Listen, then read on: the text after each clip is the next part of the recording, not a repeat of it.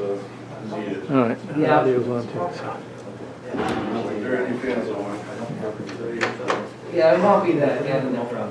Huh? It won't be the end there. Oh, by no means, but you know, stack of W is still. Yeah. You're gonna be very old. I have I think they'll be done, but if they're not, if you can, if I'm gone, do where it says end stream, hit that, and then they'll ask you want to do it, hit that, and then you can just unplug everything. We'll just unplug that, so if I'm not here, if you can just shut it down. Okay. Like I say, I'm pretty sure they'll be done, but Word is it's gonna be a short one, but you never know, huh? you never know. My wife has a 115 pocket plant ready, so All right. really need to get out, so. Yeah, don't worry about it, we'll definitely take care of it. Okay. Yep. And a date. Yep. And they'll give us direction, we'll bring forward and we'll put on the discussion. So, would it, so I ran it by you, Margaret, Tim, and Jeremy, all agreement. Then they don't need their help to do it, but just for politeness with the board members. I don't think it's a minutes, but, was curious. So also, Making sure. yeah, I miss it.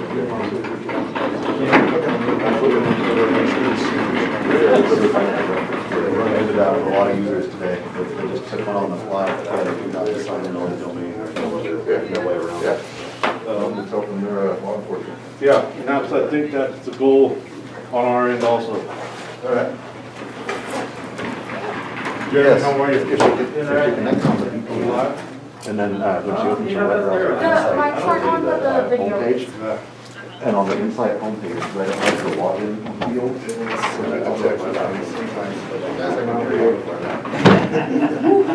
Ready to go? I think so. Sally Blind, yes, there. Yeah, it says Outlook web app, and it's a pretty obvious link right there above the login video on the inside page. So as long as you connect to the VPN first, so the inside will load it. Then it should work. All right. They're on the other. Try to get low. Chris, okay. That's fine, that's fine.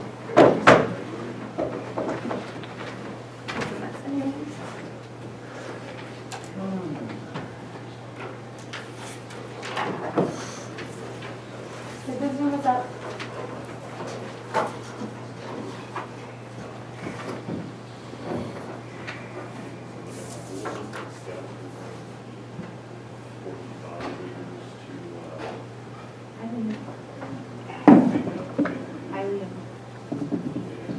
Jonathan, how do you do? How are you?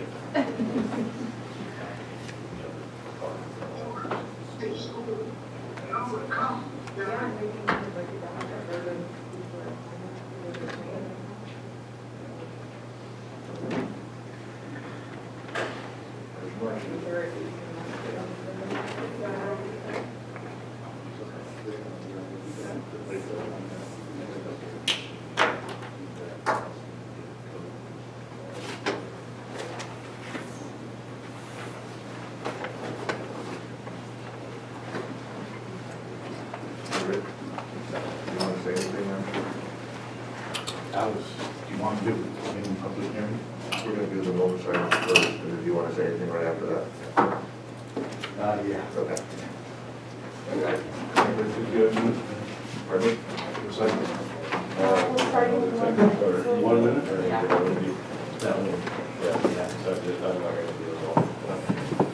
So most of the things I found out. Mentor reminder. And you are supposed to give a reason for why you're not using it? Okay. I didn't know that at the beginning, so that's also a reminder to myself. I don't want to vote on this.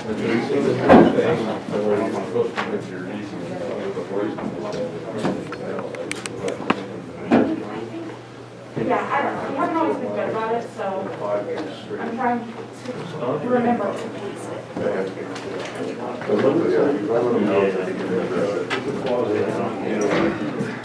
No, Nolan. Daryl, how are you? Good, good.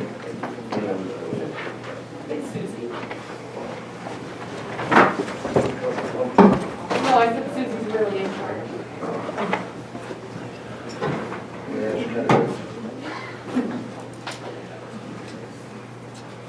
She gets all upset. Start arguing, it's like, that's right. It's not like an official. You just heard this all. Are we all set? That's not the contract. They're everything good with the video and audio? All right. On this end it is. All right, thank you very much. Good morning. Welcome to the January 20th Board of Supervisors meeting. Anyone has any issues with Zoom, please reach out via the chat function to clerk of the board. Just a reminder that the chat function is not the appropriate forum to ask questions or provide comments. We will have an opportunity for public comment later in the meeting. Supervisor Gogan, do you mind leading us in the Pledge of Allegiance, please? I pledge allegiance to the flag of the United States of America and to the republic for which it stands, one nation, under God, indivisible, with liberty and justice for all.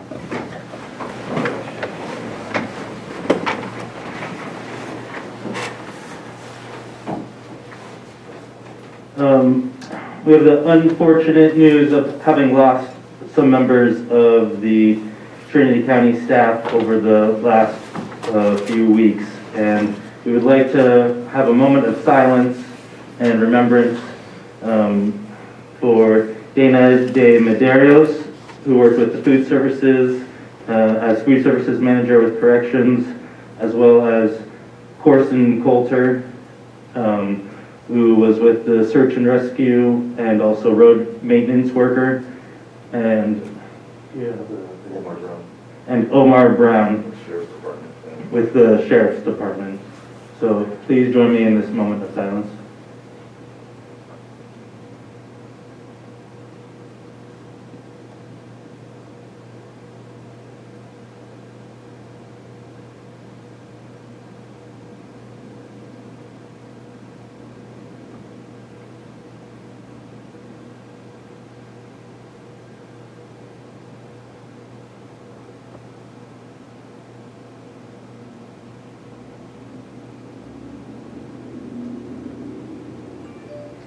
Thank you. Our condolences go out to their families. And Director Tippett, would you like to come forward? Yeah, thank you, Mr. Chair.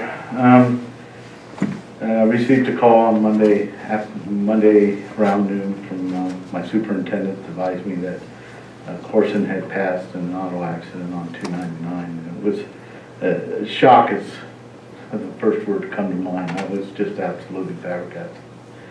It was a big loss for our department. Corson had joined us in October of 2017 as a young 18-year-old coming out of high school. He worked very hard. Some of the things that I heard constantly when I heard Corson's name was words that were attached to it were hardworking, trustworthy, friendly, and team player. And those are all attributes that you want to see in an employee, especially an employee that's young and growing. And I want to say one thing about Corson was he definitely, in his 3 years here, he matured into that position.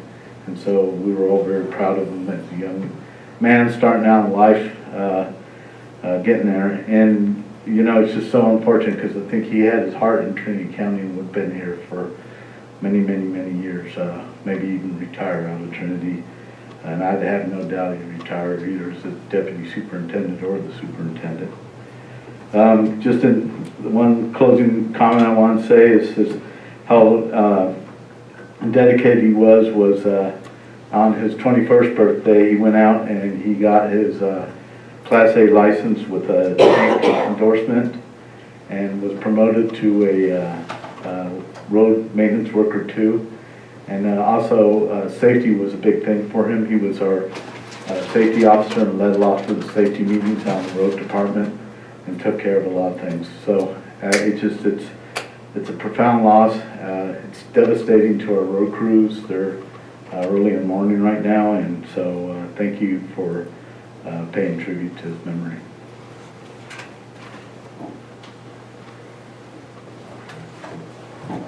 Ryan Ward with the Sheriff's Office, also the SAR coordinator, so I have the opportunity of working with Corson with the search and rescue team. As you guys may not know, he was an active member of the search and rescue team for over the last 4 years. Corson joined the team shortly after graduating high school. During the past 4 years, Corson was a valued member of the team as he participated in many of the trainings that we had, responded to several missions both within our county and also to mutual aid calls in other jurisdictions.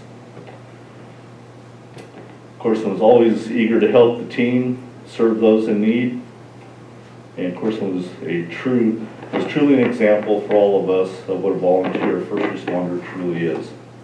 Corson will be greatly missed by all the members of the SAR team. Our thoughts and prayers go out to his family and friends. Thank you. Is there anybody else that would like to speak?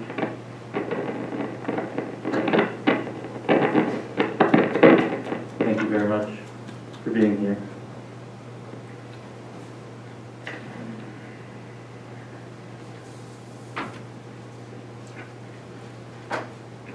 We'll now go into public comment.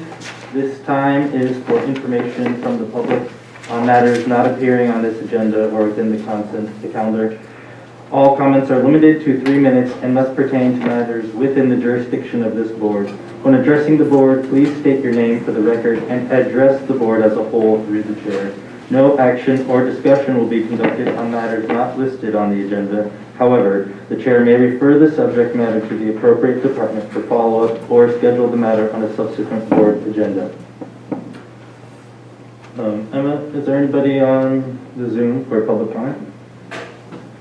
I will remind everyone on Zoom, if you have public comment, please raise your hand or message me if you don't know how to raise your hand.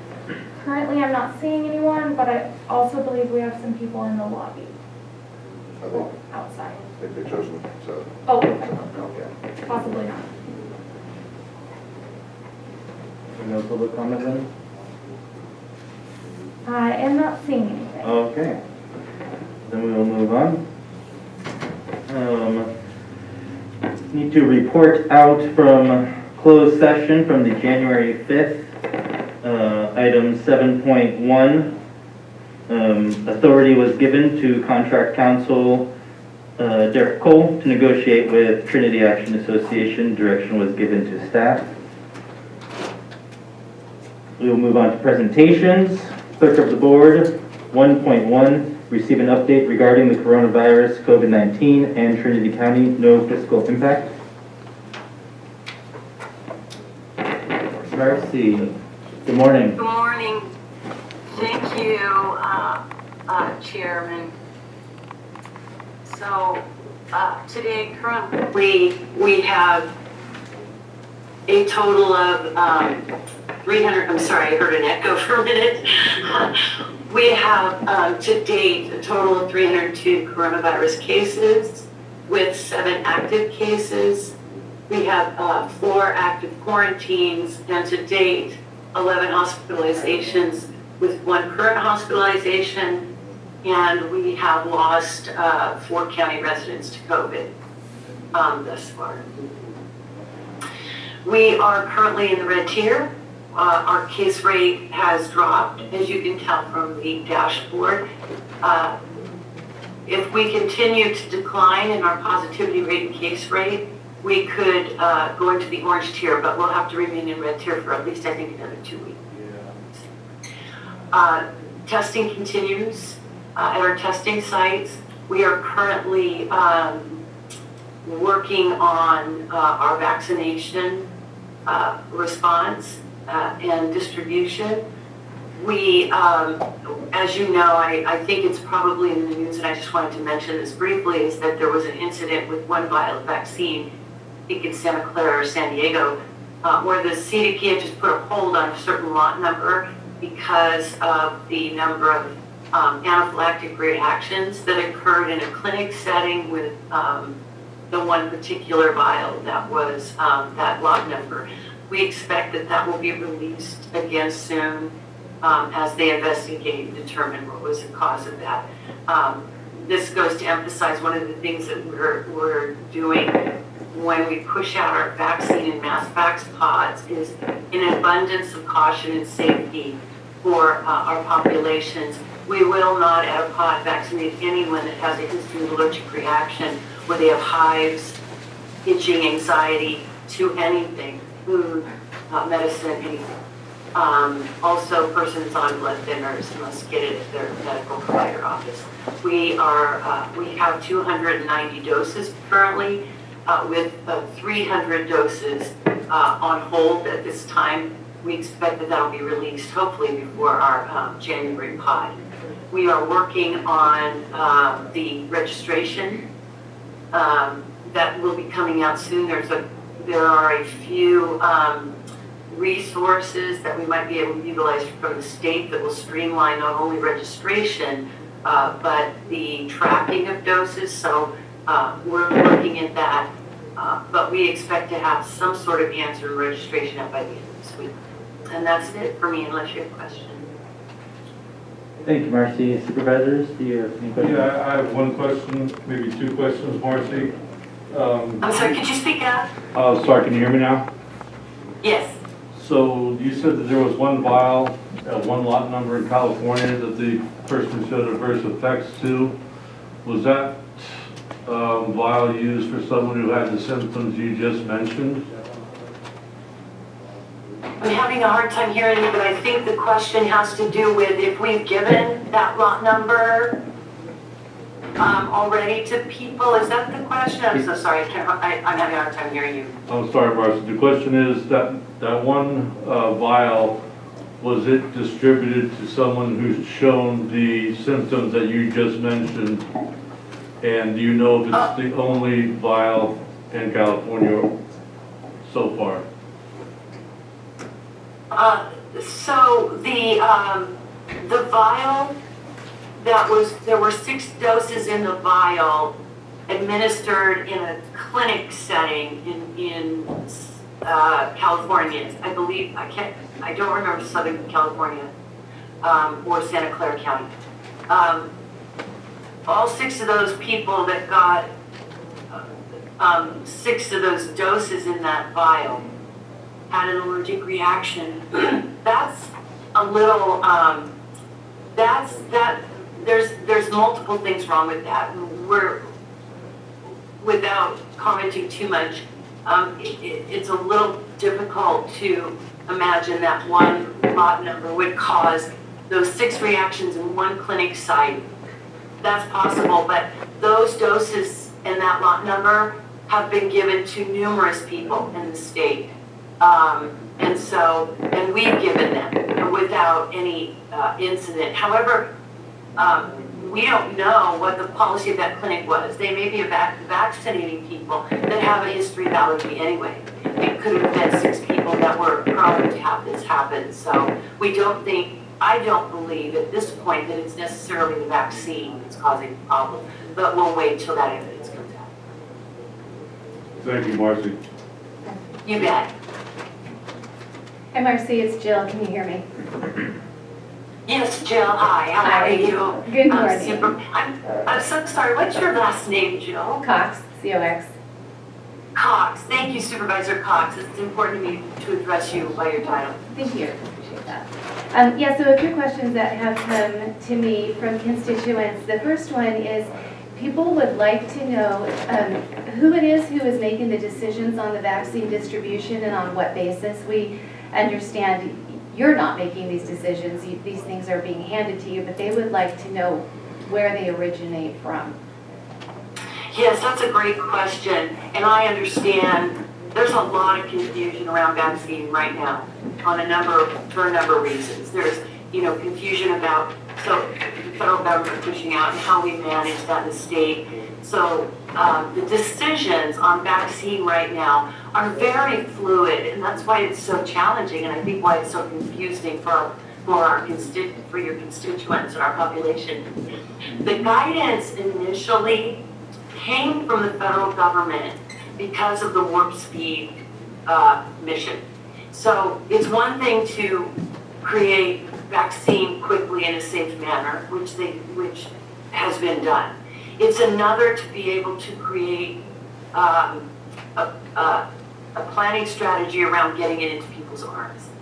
So with that said, that's fundamentally where a lot of the guidance and restrictions and the changing guidance and restrictions came from, is the initial push of initial doses and who gets that, right, in considering limited doses.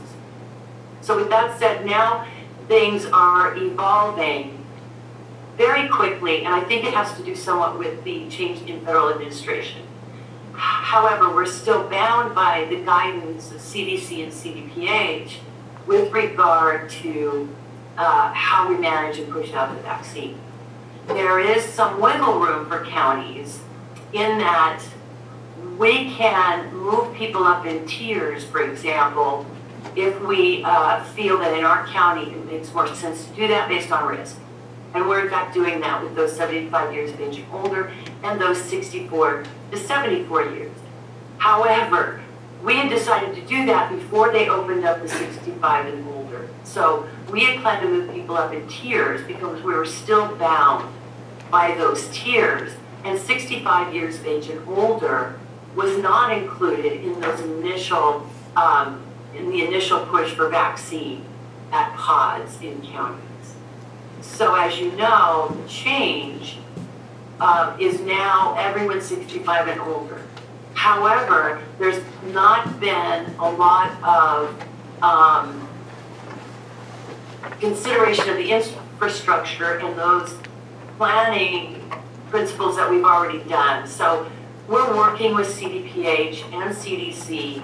I meet with them 2 to 3 times a week on calls.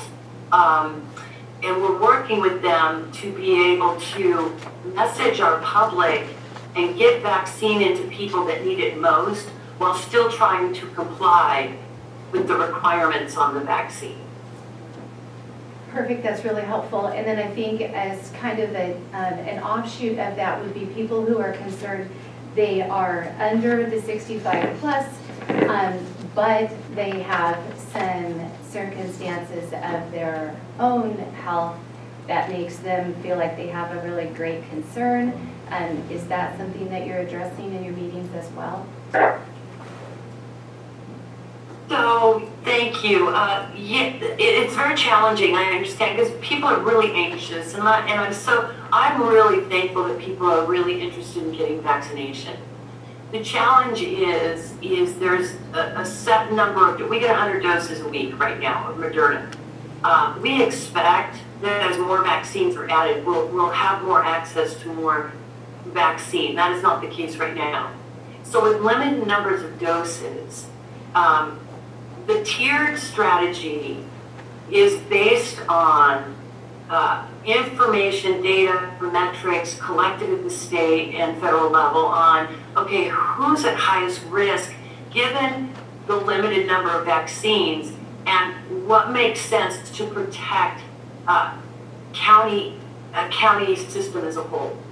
So that's why with limited numbers, we want to give this to everyone. And we know that there are a multitude of people that are at risk. Those under 65 that have chronic health conditions, absolutely, we know that younger people are dying from this. However, vaccinating our EMS, our first responders, our hospital staff, people that respond and protect the public, it's important to make sure they're protected so they're not taken out by virus and they don't spread it in their interactions with the public.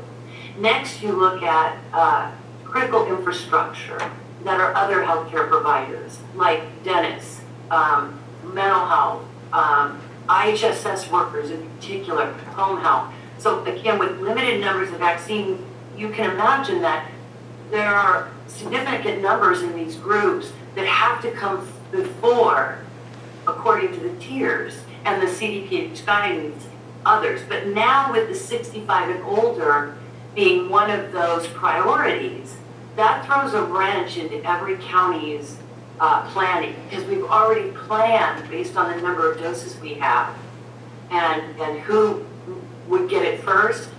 We've already planned how to use those doses. Doesn't mean 65 and over don't need it and need it quickly, and those under 65 with chronic health conditions don't need it quickly. We know that. It's a balancing act right now, and we will make sure that people get it. In the meantime, what I ask people to do is to continue to do what they're doing. Masking, social distancing, hand washing, that is so important. Limiting gatherings, because if you notice, the reason our case rates are dropping is not because we're vaccinating broad populations, because that's not going to initially protect people with that first dose to the degree that, we want. It's about maybe 64%, I'm not really sure, don't quote me on that, but there is some protection with the vaccine on the first dose. However, why our case rates and positivity rates are dropping? Because people are adhering to those prevention measures. And I would ask them to continue to do that. That is so important. And then as we get the vaccine out, we're just going to be in really good shape. Thank you. That's really helpful. I appreciate your in-depth response. One last quick question is that I've had several people say that they are calling and leaving messages repeatedly. I could understand that you are swamped, completely inundated with calls. I was wondering if it might be a consideration to perhaps take some of those voice message concerns and perhaps use those as a basis for the frequently asked questions board that you are utilizing and I'm sure updating on a regular basis. So yes, thank you, Supervisor Cox. In one, for our little health department, this may not seem like a high number, but in one day we had 75 calls. There are 6 persons in public health on the front lines right now responding to the virus and planning vaccination. That is a huge heavy lift. And so we ask our population to be patient with us. We, as stated on the message phone, leave your name and number, and we will reach out to you when we know more information and it's perhaps your turn. We will be working on an online registration form. Again, I think my primary message here is please be patient with us and let us vaccinate those we can vaccinate and continue to mask, glove, and social distance. I'm so sorry. My phone's ringing. Hold on. I'm so sorry. So it's going to take time, and we know. If they call and leave it, please call, leave your name and number, and also please go into the frequently asked questions. If you have questions about vaccination, yes, Supervisor Cox, please encourage constituents to use that. That's really helpful because then everyone benefits from the answers. Perfect, Marcy. Thank you so much. Thanks for all you do. Are there any additional questions from the supervisors? All right. Chairman, Yeah. may I say one thing about Corson? Yeah, of course. Thank you. I just wanted to say that our health department is grieving. He was an amazing young man. He was at our testing sites helping us. And we want to say how sorry we are and that our hearts and minds are with his family. He was amazing. And so I just really wanted to state that on behalf of the health department staff. We will miss him terribly. Thank you for those words, Marcy.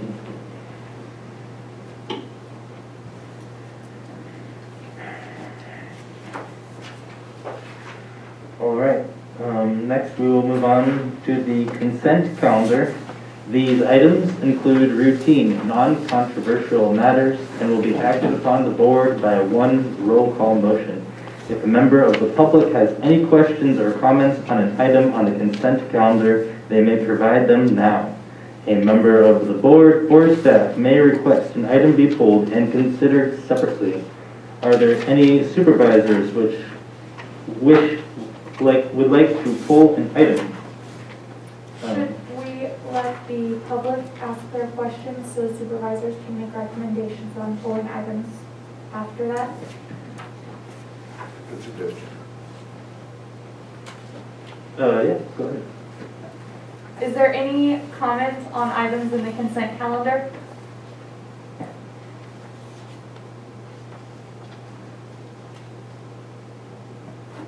Okay, seeing none from the public, I'll give back to you. No, thank you. Supervisors, any items you would like to pull? 4.6? That's not in consent. Oh, I'm sorry. Oh, thank you. Jeremy, I would like to pull 2.5. 2.5. I would pull 2.3. 2.3.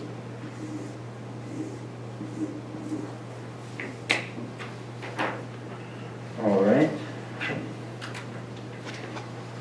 And we will start with item 2.3. Would you like a motion on the Oh. balance?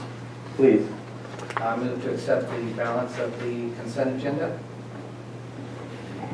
I will second that.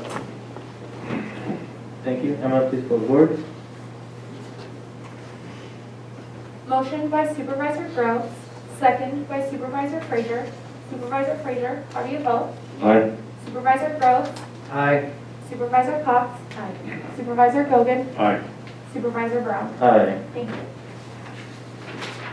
All right, so item 2.3, authorize the chairman to sign the Trinity County Fair operating budget for 2021. Includes $25,000 from the general fund contribution for contract terms. Supervisor Groves.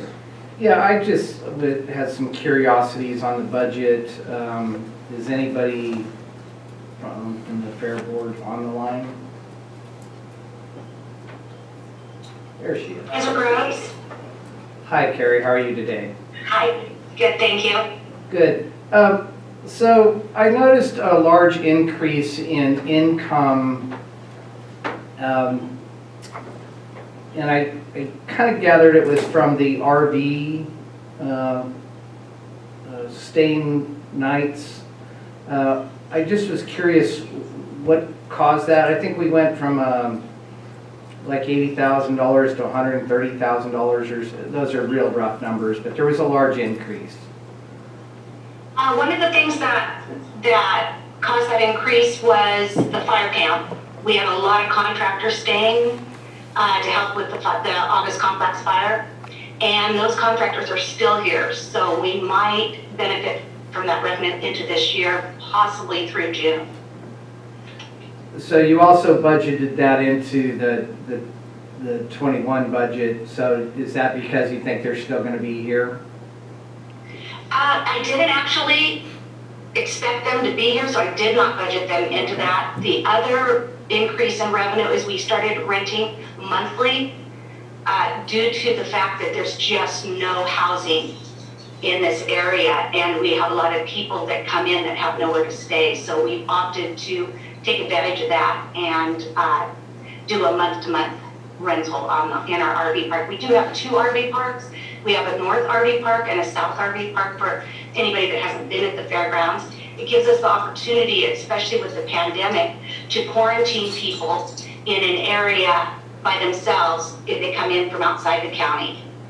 Once they've quarantined for a 2-week period, then we can, move them into the regular population.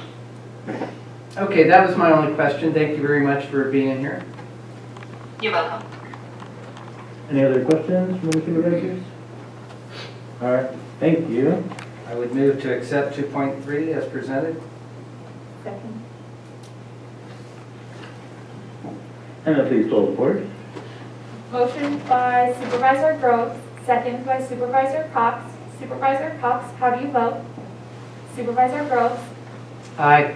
Supervisor Gogan, Aye. Supervisor Frazier, Aye. Supervisor Brown. Aye. Thank you. All right, next item, 2.5, approve an agreement with Frontier Communications to provide installation and maintenance services for phone lines at the new jail facility. $3,100 per fiscal year from the sheriff's budget. Supervisor Gogan.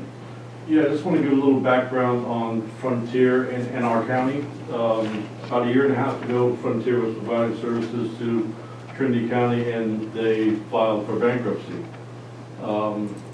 They left PUD kind of holding the bag in a way, paid them dimes on the dollar. They restructured, pulled out of bankruptcy, got back into our county in the phone and internet business, and are currently working with PUD and the people of Trinity County in that respect. I signed up 5 months ago with Frontier for phone and internet service. In the 5 months that I've had them, I have lost my internet 5 different times. 2 of them to things beyond their scope. Somebody ran into a tree, somebody hit a pole. 3 times their fault. A week ago today, I lost my internet again. And they have set up with PUD, instead of a total bill going to Frontier, they have set up these little substations around the county. I have one on my road. I pass it every day. It's a little 8x8 slab with a bunch of little boxes on it. And as I passed the guy the morning that I lose my internet, I asked him what is wrong. And he says, we have no power here. I said, you have to have power. My house is fully powered. All the houses here are fully powered. It turned out that they were 90 days behind on payment to that substation on my road, and PUD turned the power off. They were also very close to having the power shut down in Weaverville. They came up with enough money to keep the main hub here right across from UPS and Nugget up and running, but I think it was pretty close. But they did shut down my little substation for about a day. It came back on for about 6 hours, and then it went down again for 5 consecutive days for them saying that the software was not talking back and forth to each other. I don't know what happened, but they seem to be a company that's not on strong footing, and I would hate to see the jail lose its internet connectivity and its phone lines, as I have, and they were 90 days behind on paying for my substation on Beaver Arcade there. So just a little bit concerned about that. I know it's not a huge contract, but it's an important one.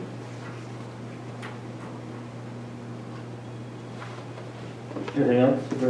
That's it. Sheriff Saxon, would you like to speak to this at all? Tim Saxon, Sheriff. I'm not sure what I can really add other than we currently use Frontier Communications. We have not really had any issues with them.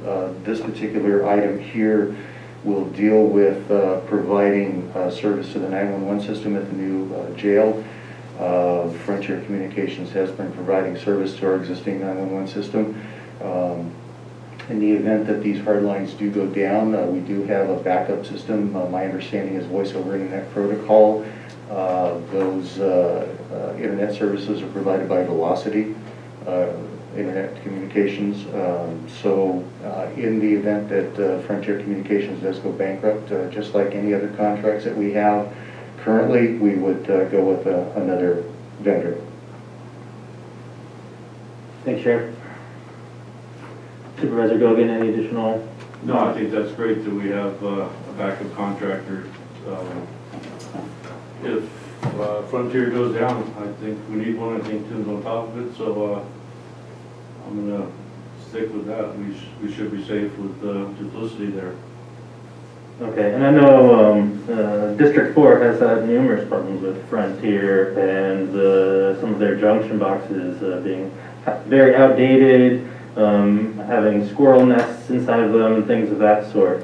And so there have been ongoing issues with Frontier. I've reached out to Senator McGuire before, and he has helped work out some of those issues in a more timely manner.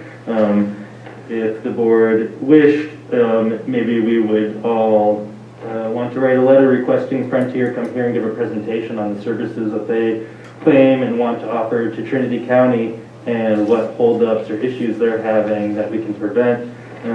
Additionally, because if Frontier is essentially the only service in the area offering emergency services, they should not be shut down regardless. There are supposed to be laws, and it's my understanding at least, there are supposed to be laws in effect that prevent when there's a sole service provider that would offer emergency services to residents included, members of the public included, not just government and private, that those are not supposed to be shut off. And I know that there is a bunch of money out there from the state because of PSPS for backup systems and backup systems requirements for these types of entities. So I can look into that a little bit more because I know it's been discussed through RCRC, not at this last meeting, but in the past. So I'll try to find some more information on that. And as I said, if the board wishes, we would request that Frontier may come here and do a presentation and allow us to ask them questions and address some of the concerns, especially the specifics from each district. If that's desirable, please let me know. Yeah, I wouldn't mind them coming here and giving the presentation. Okay. Jeremy, I have a question now. Please, go ahead. So I think we're going down a little bit of a rabbit hole here, but what I would request is that Supervisor Morris was the lead on Digital 299. We must remember that the state has given the county, or not the county, but its provider $48 million to put in Digital 299. So I would request that we ask Richard to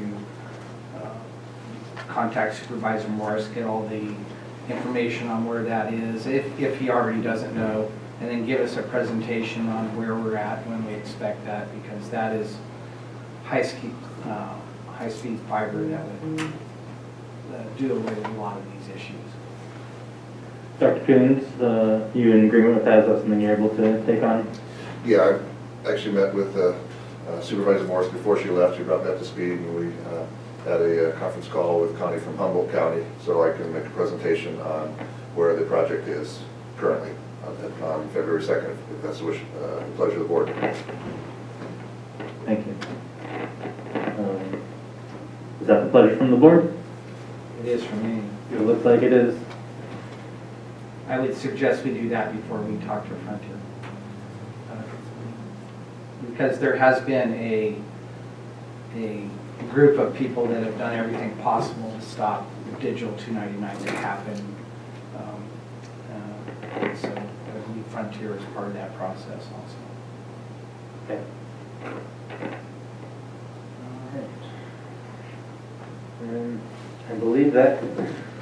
I would move to accept item 2.5, was it? Yep. As presented. Are we deciding to have Richard Yes, speak out on this again? Yeah, Richard, we'll have this back at which meeting? The next one? Yeah, February 2nd. Can I get a second from the supervisor? A second. Thank you. Emma, please pull the board. Motion by Supervisor Groves, second by Supervisor Gogan. Supervisor Gogan, how do you vote? Aye. Supervisor Groves, Aye. Supervisor Cox, Supervisor Frazier, Aye. Supervisor Brown. Aye. Thank you.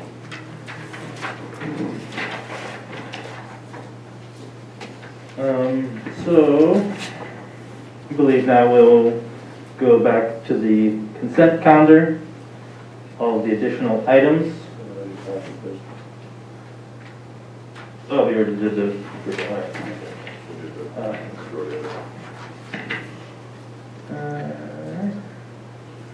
Then we'll go into reports and announcements.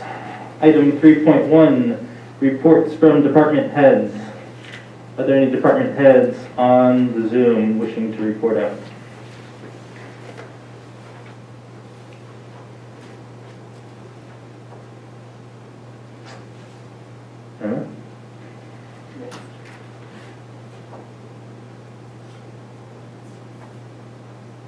Hello, can you hear me? Yes, Director Hunter, we can. And we are on department heads, did I hear that right? Yes, you are the first. Okay. Good morning. That came up real quick, I apologize. I did want to report that on our general plan and zoning update project, Trinity County has chosen Mintier Harnish as a consulting firm to work on this project, being, again, the general plan and zoning update project, which will also include an EIR document. Mintier Harnish specializes in the preparation of general plans, housing elements, and zoning codes. This firm brings a huge amount of experience and understanding of rural communities to this project. Since the firm's founding in 1985, Mintier Harnish has prepared 60 general plans, 80 housing elements, and over a dozen zoning ordinances throughout the state. In Northern California, they've done several rural county general plans, including, but not limited to, Del Norte, Lake, Modoc, Mariposa, and Sierra counties, and several cities in addition to that. Mintier Harnish has assembled a highly qualified team to work on this project. As general plans are a very complex and multifaceted project. For the environmental compliance component, they brought on Raycon consultants. For hazard mitigation and vulnerability assessments, they brought on dynamic planning and science to the team. For transportation planning and mobility, they brought on Green Dot Transportation. And for fiscal sustainability and economic development, Applied Development and Economics, or ADE, is part of the team. Finishing out with the zoning code update, which is a separate type of project than the general plan. Mintier Harnish will be partnering with Encode Plus to prepare a web-based general plan and zoning ordinance. And also Miller Planning, who brings 20 years experience to updating zoning ordinances specifically. The next steps of this project are to get a contract between the county and Mintier Harnish before the Board of Supervisors. That'll be in the near future. And then secure that contract with a very tight scope of work and budget, and get moving on this project. Again, I've worked with Mintier. I actually never worked with Mintier Harnish, but I've worked with many of their products and general plans, and they do an excellent job. And those plans withstand the test of time, and we'll bring our zoning code and our general plan into compliance with state law, and also with huge amount of involvement. What we really liked about their proposal is that they really have experience and will do what they need to get out into the community and make sure the community is being heard on this very important project that is the blueprint of our community. I think you cut out there for a moment, Director Hunter, but I believe you said, are there any questions? Is that correct? Sorry about that. I can't hear you. Did you lose me?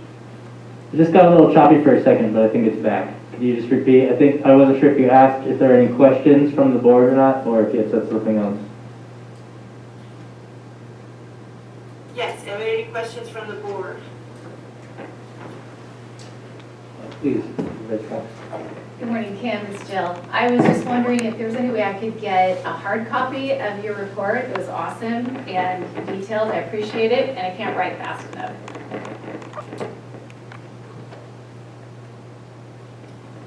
So now, I'm sorry, was that? We have a little technical error, it seems. I'm having some trouble hearing. Apologize. The copy of the report, was that the request? Yeah, I just wanted to know if I could just have what you just reported out to everyone, could I have it in print? Because you gave a lot of great detail, and I just couldn't get it down fast enough. I'd be happy to, write that up in summary form. And also, if anybody's interested, we do have copies of the proposal and some products that Interior Harness has done. I have those available at the office. I'd be happy to lend those to anybody who's interested to see those as well. And then lastly, the budget that came in, critical, what's this going to cost?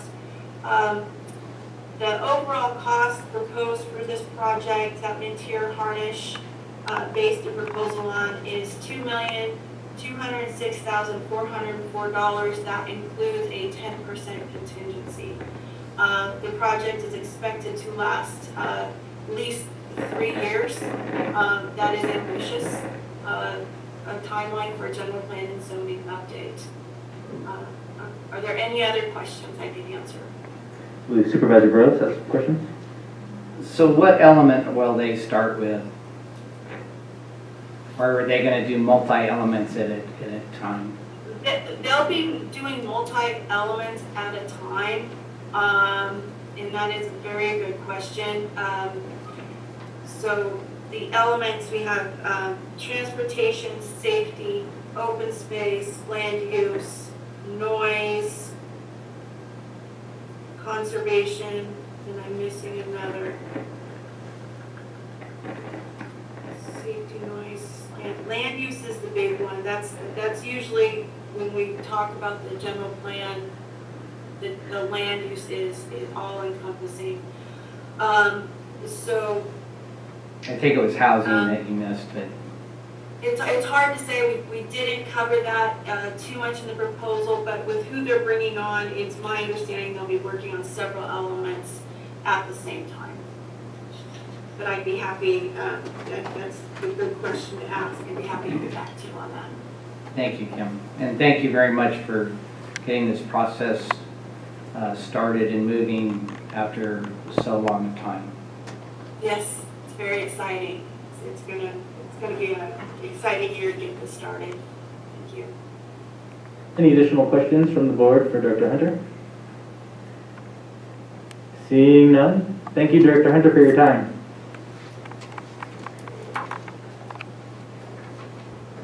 Are there any additional department heads wishing to report out?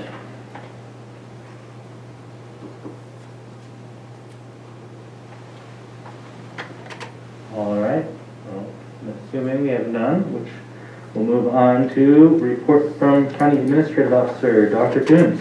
The only thing I'd like to ask the board is we are going to bring on February 2nd the appointment of the new planning commissioners. So we have advertised for the 3 districts. I believe the other 2 districts, they're 4-year terms. I believe the other 2 districts are staggered as are the board members. But if you could please get us the letter of interest on who you want to be appointed by the 27th, so we can get that on the February 2nd board meeting. I know I have yours already. Thank you very much. Did Diane send hers in also? I don't believe so. I don't think we've gotten them yet. She said she would, I'll talk to her. Yeah, so we just need a letter of interest. Letter of interest addressed to, Either to you or clerk of the board. all right, and then I do, while we're on that, I do have a question to, beyond planning commissioners, I'm supposed to have interested persons in fair board. Does that letter of interest go to the same place? Yes. Right, thank you. Anything else, Dr. Coons? That'll do it, thank you. I have a question. Supervisor Groves, please. So have the new members been given all the list of boards they're supposed to fill? I will look at Emma. Meaning the list of the boards they were appointed to? No. The boards that they are supposed to Oh, fill, such gotcha. as the airport commission, Gotcha. the fair board. No, we have not done that yet. I Okay. will get started on that this next week, and I will do my best to have it ready for them before the Okay. 2nd. Thank you. Thank you. All right. We will go on to reports from members of the Board of Supervisors. Let's go ahead and begin with Supervisor Frazier. Not much to report. still trying to get my legs under me. I have been getting some of the paperwork part done, so I don't think anything really important. I do have a new cell phone that you guys are free to call me on. It'll be for county matters only. So, anybody wants that, I'll give you the number. If you could email that out, that'd be great. And I've already given that number to Susie, so. Okay, she can email it out. Yes.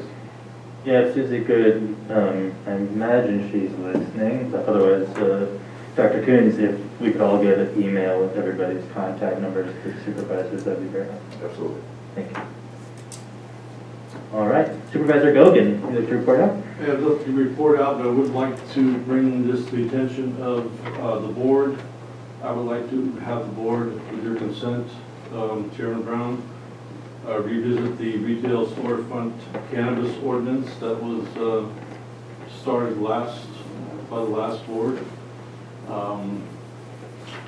Before speaking out today, I have spoke with yourself, board chair, CAO Dr. Richard Coombs, Sheriff Tim Saxon, and County Counsel Margaret Long, and they are all in approving of this, putting this forward and getting it on the agenda as soon as possible. It does come with a 2.5 cent sales tax that was added into the cultivation tax that was passed late last year, which could be a huge benefit to any of us who were at the budget meetings. Certainly are desperate for as many tax dollars as possible. We do have the framework pretty much written out. The ordinance that I read that Margaret sent to me was pretty comprehensive, and I think there could be a few changes to that.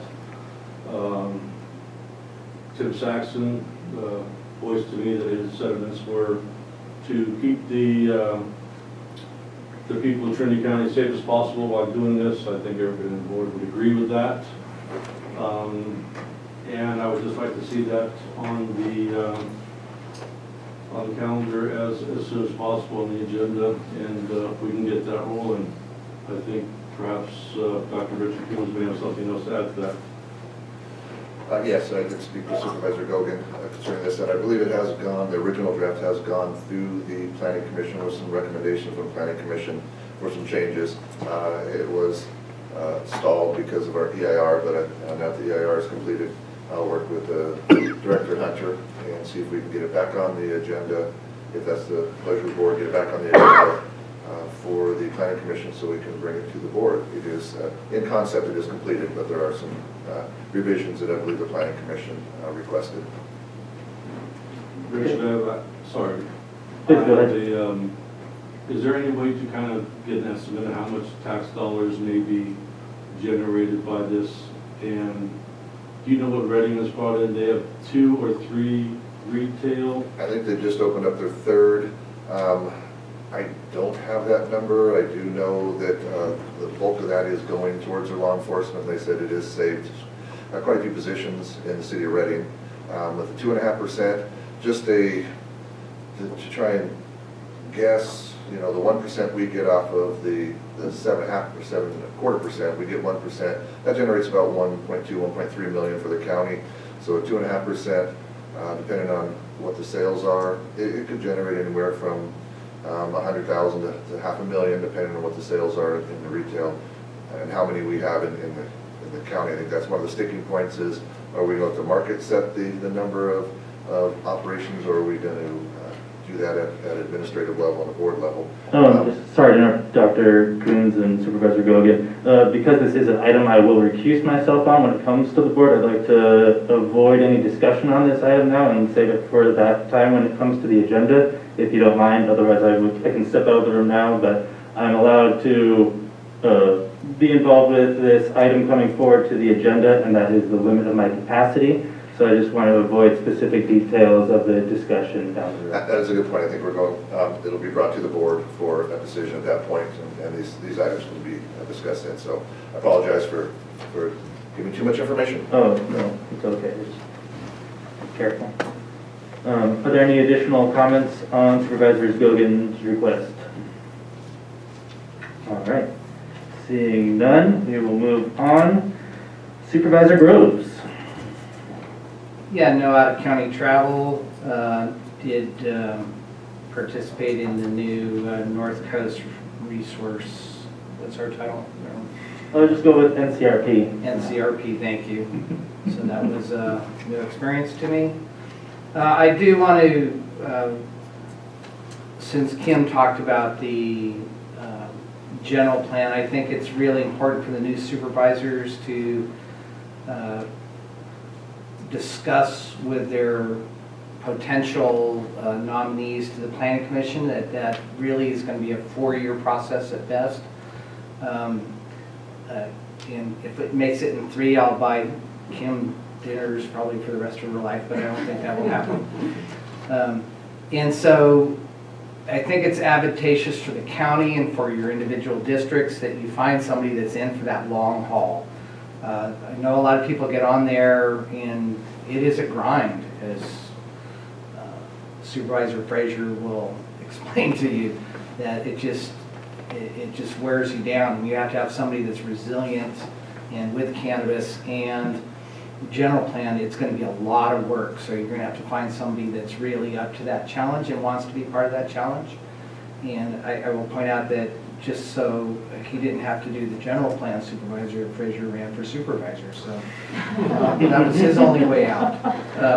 So it just, of all times, this is probably one of the most critical appointments that you're going to make, because this is a altering crossroads that we're facing as a county across the board. And I think I just want to remind you how important that role will be. And that's all I have today. Thank you. All right. Thank you, Supervisor Groves. Supervisor Cox. Thank you. First of all, I did experience my first meeting as an alternate to the RCRC and enjoyed that very much and appreciate the kind of the power, I think, that lies there for our small rural counties, and this coalition as a part of CSAC. So thank you for letting me be an alternate and start to get a peek into what that's going to involve. Secondly, I received an email from Julie Sauls. She's the Chief of Staff for the Office of Senator Bergias, if I'm pronouncing that name correctly. And they are requesting letters from our board chair and from supervisors individually as well. In support of Senate Bill 74, Keep California Working Act, the measure seeks to allocate $2.6 billion of the one-time surplus revenue to provide grants to small businesses and nonprofits and communities throughout the state. And they would like these letters by January 25th. It was after the board agenda, so I sent it to Dr. Coons. It is. And he said that he would have the letters created, which he did. And so these are here for signature if we are in support of that. Okay, so do we have a subsequent item right now? Well, we don't, because it's too late to get subsequent, so I think what she's asking is if each board member would be interested, we can show you what the template is and you can send it individually. Oh, okay. As rather than... Do you want to double check with Margaret, because it's my understanding that you might have the ability to go ahead and bring it and agendize it right now, because it's not very, theoretically it's not too controversial. Margaret, can you weigh in on this, please? So in order to bring a subsequent item, you need to make a finding that the item information came to your attention after the post on the agenda and it requires action prior to the next. Based on what I'm hearing, it would likely qualify as a subsequent based on the timing issues. But it's the board's pleasure if you want to bring it as a subsequent item or if you want to just give direction to the CAO, which can be done again just by direction. So I did receive the item after the posting of the agenda. It arrived in my email on Sunday, January 17th. Okay. And it's due January 25th, which creates a bit of a time crunch. Okay. Margaret, with your permission, I'd like to add this as a subsequent item currently. Is that okay? That you may do that. So the first thing we would do is do a motion to add it as a subsequent item. making the finding that the information received came to the attention of the board after the posting of the agenda and it requires action before the next meeting. That would need by a 4/5 vote. Once that's done, it'll be placed on the agenda and can be voted on at that time. All right, Supervisor Cox, would you like to make a motion? Thank you. And do we have a second? Yes. We have a first from Supervisor Cox and a second from Supervisor Gogan. Emma, please poll the board. Motion by Supervisor Cox, second by Supervisor Gogan. Supervisor Gogan, how do you vote? Aye. Supervisor Cox? Aye. Supervisor Groves? Aye. Supervisor Frazier? Aye. Supervisor Brown? Aye. Thank you. So what we'll do is we'll put it on county letterhead and have for you to sign and get it out before the 25th. Okay, do any of the supervisors have a question on to the contents of the bill and the implications and the stance? So if directed, what we will do is have it put on county letterhead and available for you to sign. Yeah, I would at least like to see the letter that is being proposed and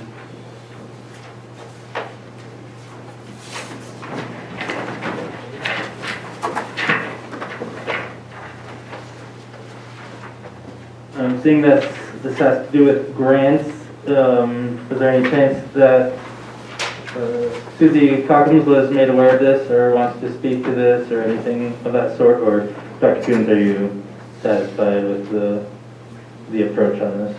I'm satisfied because it's a letter of support for the funding. Okay, thank you.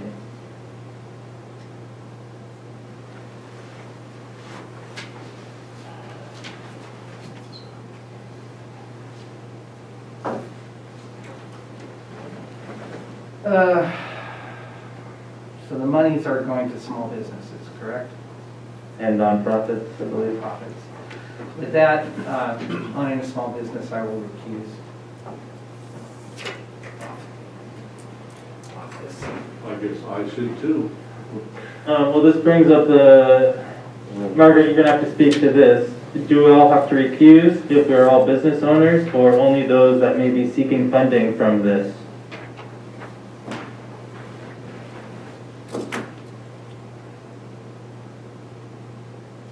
So can you ask that question again? I believe that all the supervisors are technically business owners. And so the question is, because of this letter of support, it has to do with funding for small businesses. Do we all have to recuse ourselves on this item, or only those that have the intention of seeking funding from this bill? So, and as I would like to tell you frequently, I can't give you an opinion based on a personal conflict. I advise the county. I don't advise individual board members on their personal conflict of interest. You would have to go to the FPPC to get a decision on that.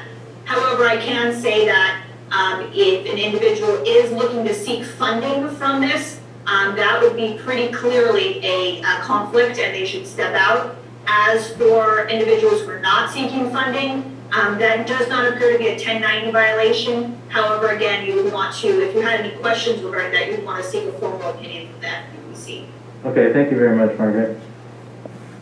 So, having heard that, I'm personally comfortable supporting this letter of intention or desire in seeking any of this funding. Well, I think I should step out. I have no idea if we are going to or not as a business, so for safety's sake, I think I should step out. Very well, thank you. I'm comfortable remaining. I wouldn't be seeking any of this funding. My purpose here is to support the businesses in the district too, any way that I can. Thank you very much, Supervisor Cox. And Supervisor Frazier. Okay, I think I have no desire to seeking funding. Okay, well, seeing that we still have 3 of us here, I'd be looking for a motion. So moved. Thank you. And a second. I will second. We have a motion from Supervisor Cox and a second from Supervisor Frazier. Emma, please poll the board. Supervisor? No. Supervisor Frazier, how do you vote? Aye. Thank you. Supervisor Cox, how do you vote? Thank you. Supervisor Brown? Aye. Thank you. Is there any additional? Oh, sorry. All right. Do you need? This will come back to me, I suppose, Dr. Coons. All right. Thank you. I suppose that leaves me to report out. Actually, I have one last. Oh, okay. Apologize. One last item to report. I just wanted to let the constituents of District 2 know that my website is now up and running, and that is where you will be able to find the Zoom link for all of the town hall meetings. And so that site is just Jill Cox Trinity and the number 2.com. Okay, thank you. As far as my reporting out goes, no out-of-county travel. The collaborative meeting was held last Friday, I believe, and I believe Kelly Sheen is online to speak to let's see here, little cross. I guess we're going to wait for to have Kelly speak until we get to an item regarding that. So the collaborative, we will get to that item later on in the meeting. Regarding the NCRP, Supervisor Groves was there, and ex-Supervisor Morris was nominated for the Jimmy Smith Award, which is kind of the most prestigious award that the NCRP offers. So that was really nice to hear her receive that award. A lot of the committee was just policy updates. There wasn't anything in thorough discussion. A lot of the ad hocs were updated with new members. With the RCRC meeting, it was kind of the same thing. A lot of policy updates, code of conduct updates. The new chair took over, Supervisor Corliss from Mono County is the chair of that board now for the next year. We went over to state budget review. I would rather report out on the state budget review after I receive a more thorough in-depth report summary, and then I can share the details and go over that. So those are my committees. One of the concerns I've been hearing about is regarding the Board of Forestry road determinations for proposed 2021. I don't know if any other supervisors have been hearing any of those concerns at all, but theoretically, it's my understanding from other rural counties' experiences that this is essentially not a realistic approach to make all of our roads come into compliance for fire safety. And I'm not sure if this is something for Director Hunter or Director Tippett to comment on, or to comment on at a later time. But I know Supervisor Gore in Sonoma has taken the issue upon himself very seriously, because it will have big implications for Sonoma County as well. So it's on my radar as an important item, and I'd like to find some staff that can ideally give us a broader summary with more expertise. I don't know if you can hear this, Director Hunter, if you're out there, but that would be a request. If you can comment on it now, feel free. Otherwise, maybe at the next board meeting, that would be great. Is that all right with you? Yep, I'm here, and I heard that. I do have a staff member that's been, Lisa Lozier, Deputy Director of Planners, been sitting in all those meetings, and we've both been keeping up on that, her more specifically than I, but yes, we will get that on the agenda and touch base with you on that so we can further discuss. Okay, thank you so much. I really appreciate it. And that concludes my report out. It is 10:09. Why don't we go ahead and just take a 10-minute break before we move on to county matters? Is that okay with the board? All right, thank you very much.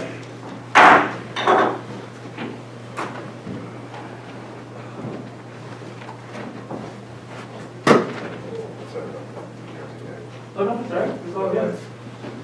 That was my concern, was they were big enough to recuse, that's why I didn't want to bring it as a subsequent. I figured this each individual board member could choose or not choose, but I should have said something prior to, so I apologize. That's okay. Yeah, because Maybe Keith gets. I just saw the tip of the iceberg of that letter, and I have no idea. Yeah. But it was totally really fine. It's all good. Yeah. Just a kind of learning curve.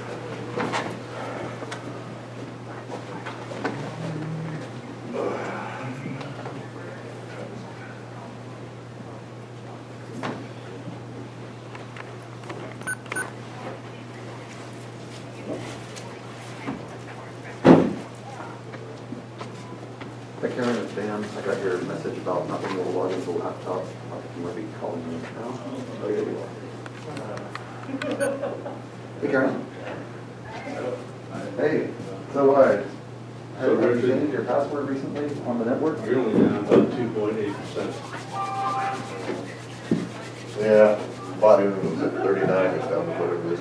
Yeah, it's at 35 now. It sounds like the password is expired. Unfortunately, the only remedy for that is to connect it to the county network, sign in. Right now, I know you have to actually like plug into the county network physically, which is not going to be doable. Nope.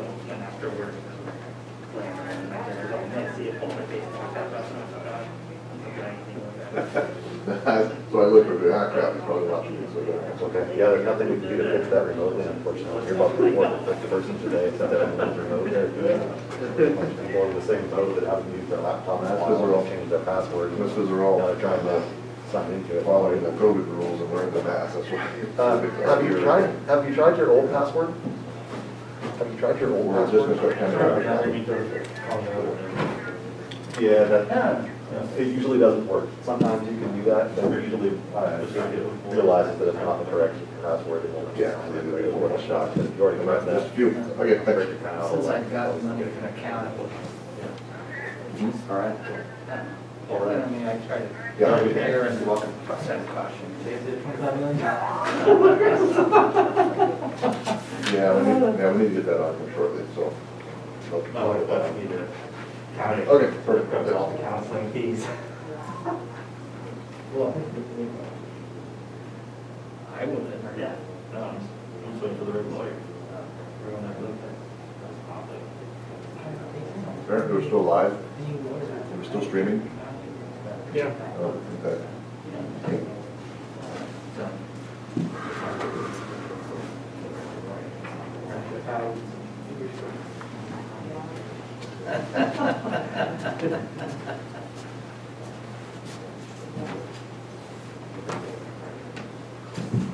Yeah, you almost have to go the other way and push out this side.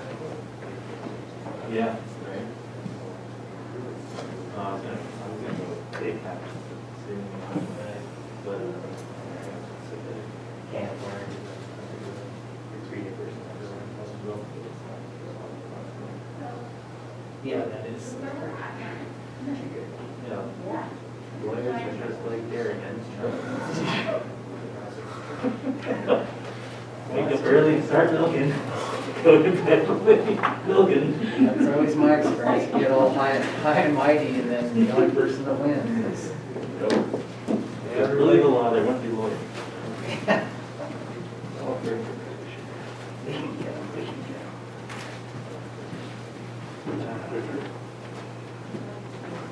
I never did that.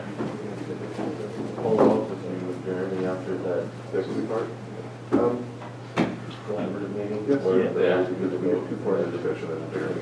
Oh, yeah, no, there's only one vote. So that's what I thought. Yeah, How do you- so if I don't make a meeting, then it's just proxy. I would just bring it up. Yeah. That's how I work to do it. Yeah, I was surprised they didn't. They called it in, I didn't even, the first meeting in March, it'll go to planning. Oh, they're And then after that, it'll come, so hopefully. Like, the second meeting. they didn't know I was actually there. They thought, yeah, I thought. I'm still listening. I mean,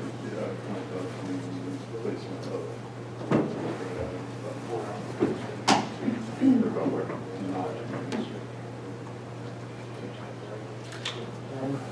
Have it, so that if there's something in the chamber to talk to them about, see what they believe. Good.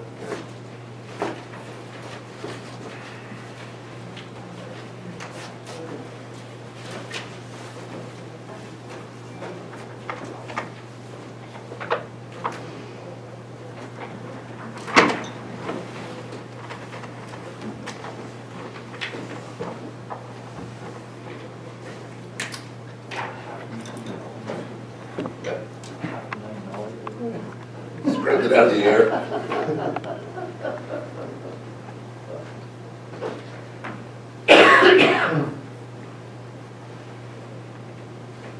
Let's see.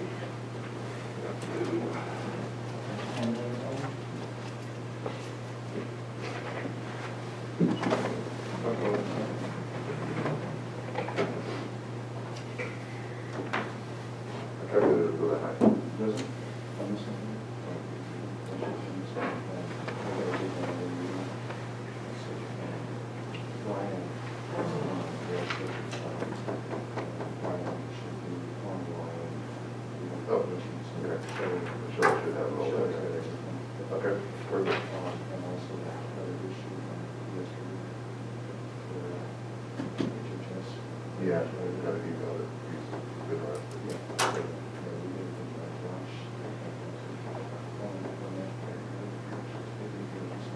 Beautiful. All right. Okay, thank you. Anyway, I'm gonna have to do another meeting. So that would be 20. 20 million, yeah. I get a 20 million, is that what you just said I get? I only wanted 5, Yep. but I'll take 20. Just fire up the old printing press, we got you. See you guys.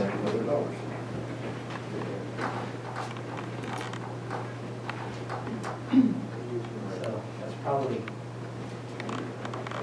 twice what it costs.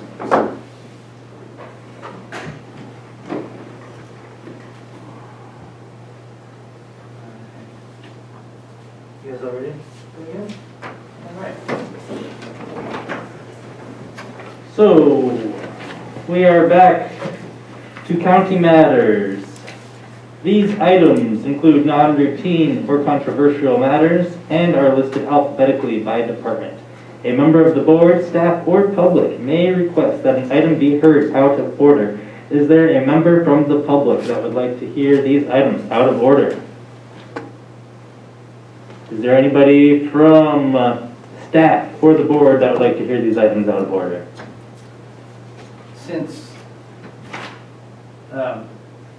Since I'm guessing the business license might take the longest period of time, we might go ahead and do some of these other ones that are quicker and last. All right, is that a motion?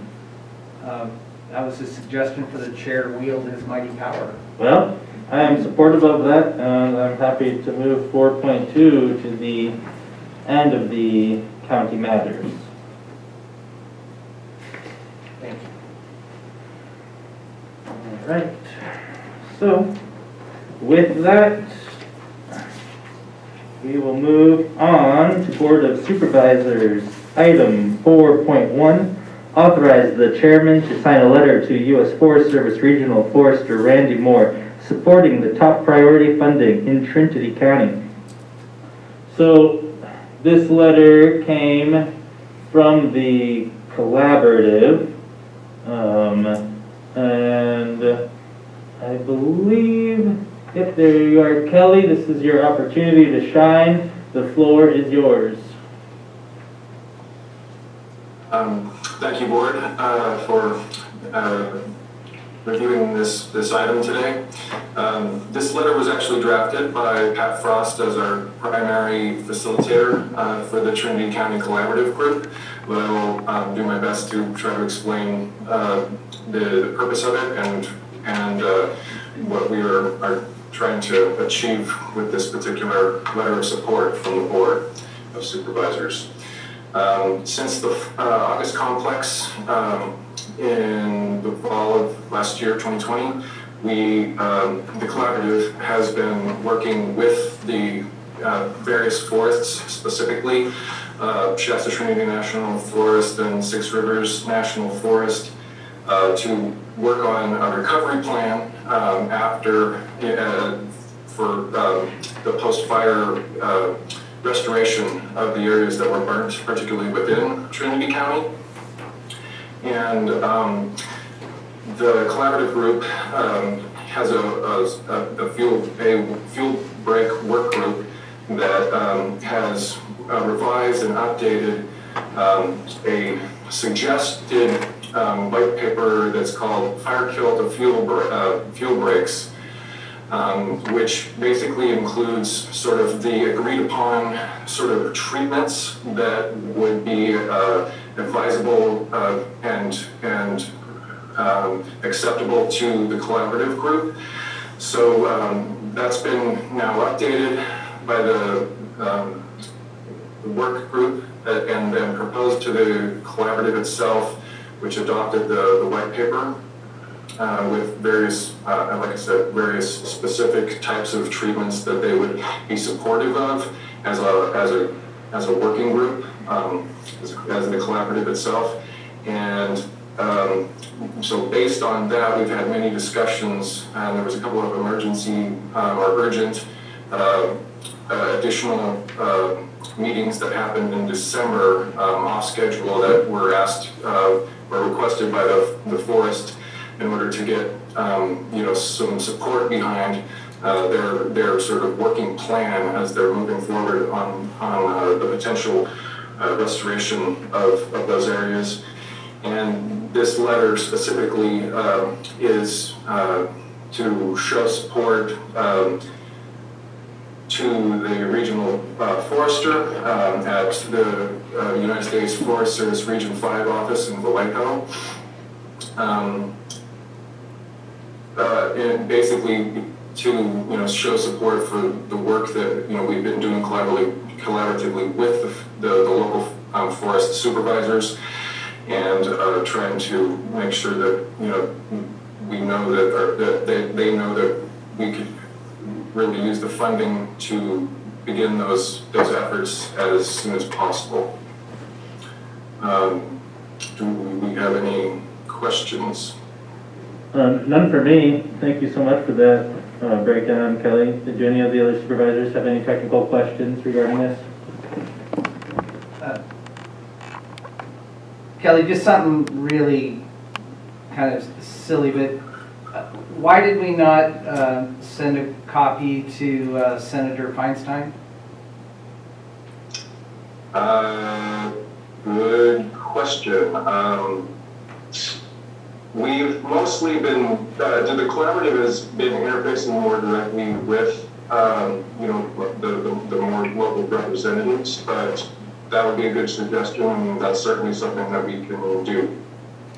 Yeah, I would advise that. Thank you, Kelly, that's all I have. All right, thanks so much for your time, Kelly. Really appreciate it. Are there any comments from the public on this item? Emma, anybody out there in Zoom land? Not seeing any movement. All right. Seeing none, I'd be looking for a motion on this item. Who would make that motion? Thank you, Supervisor Cox. A second from anybody? I'll second, but are we adding the Senator Feinstein to the letter? That is a question for you. I would ask the first to add that on.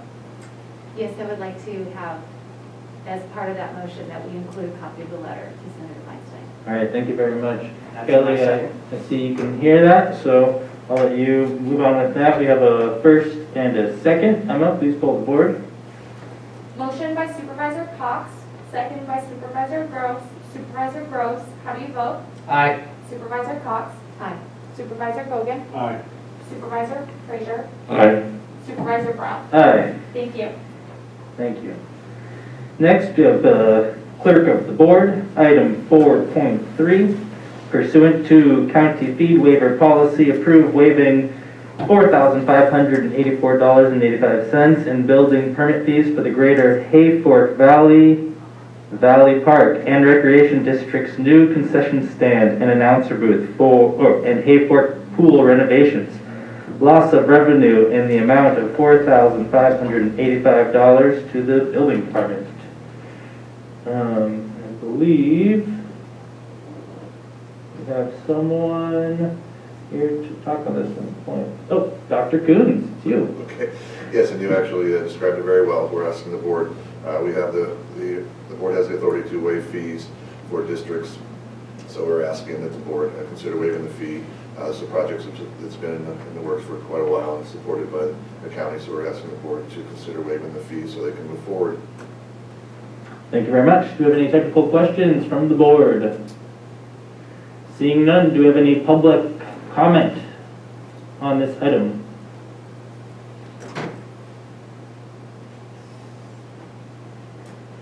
Not seeing any movement. All right, seeing none, I would look for a motion.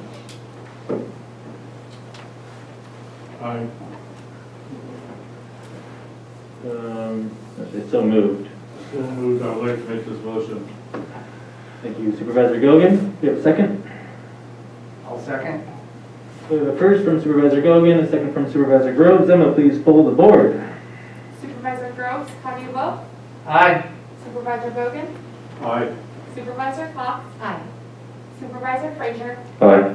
Supervisor Brown? Aye. Thank you.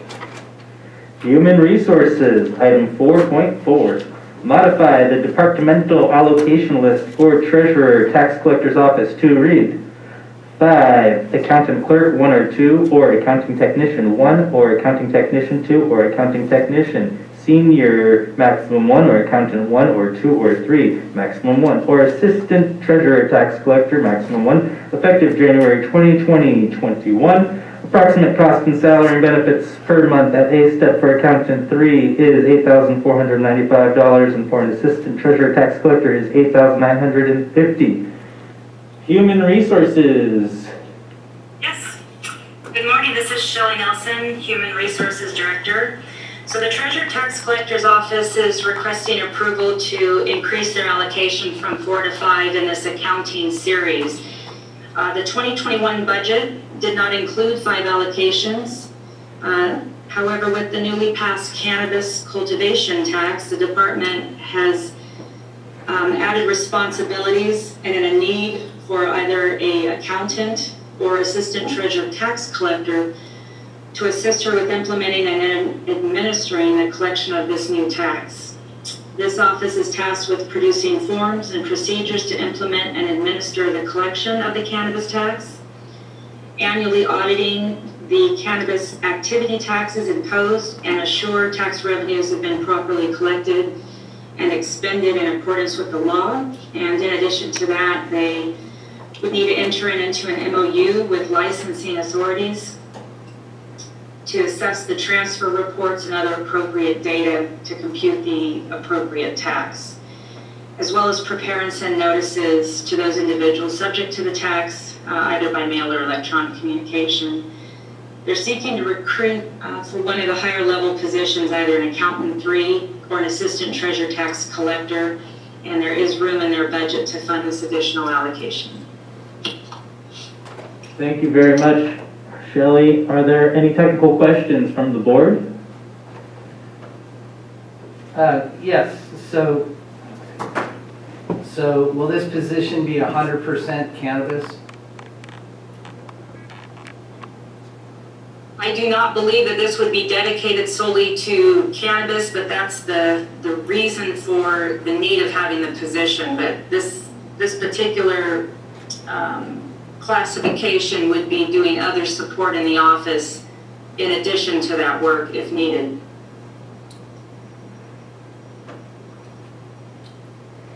Supervisor Groves, any additional clarifications?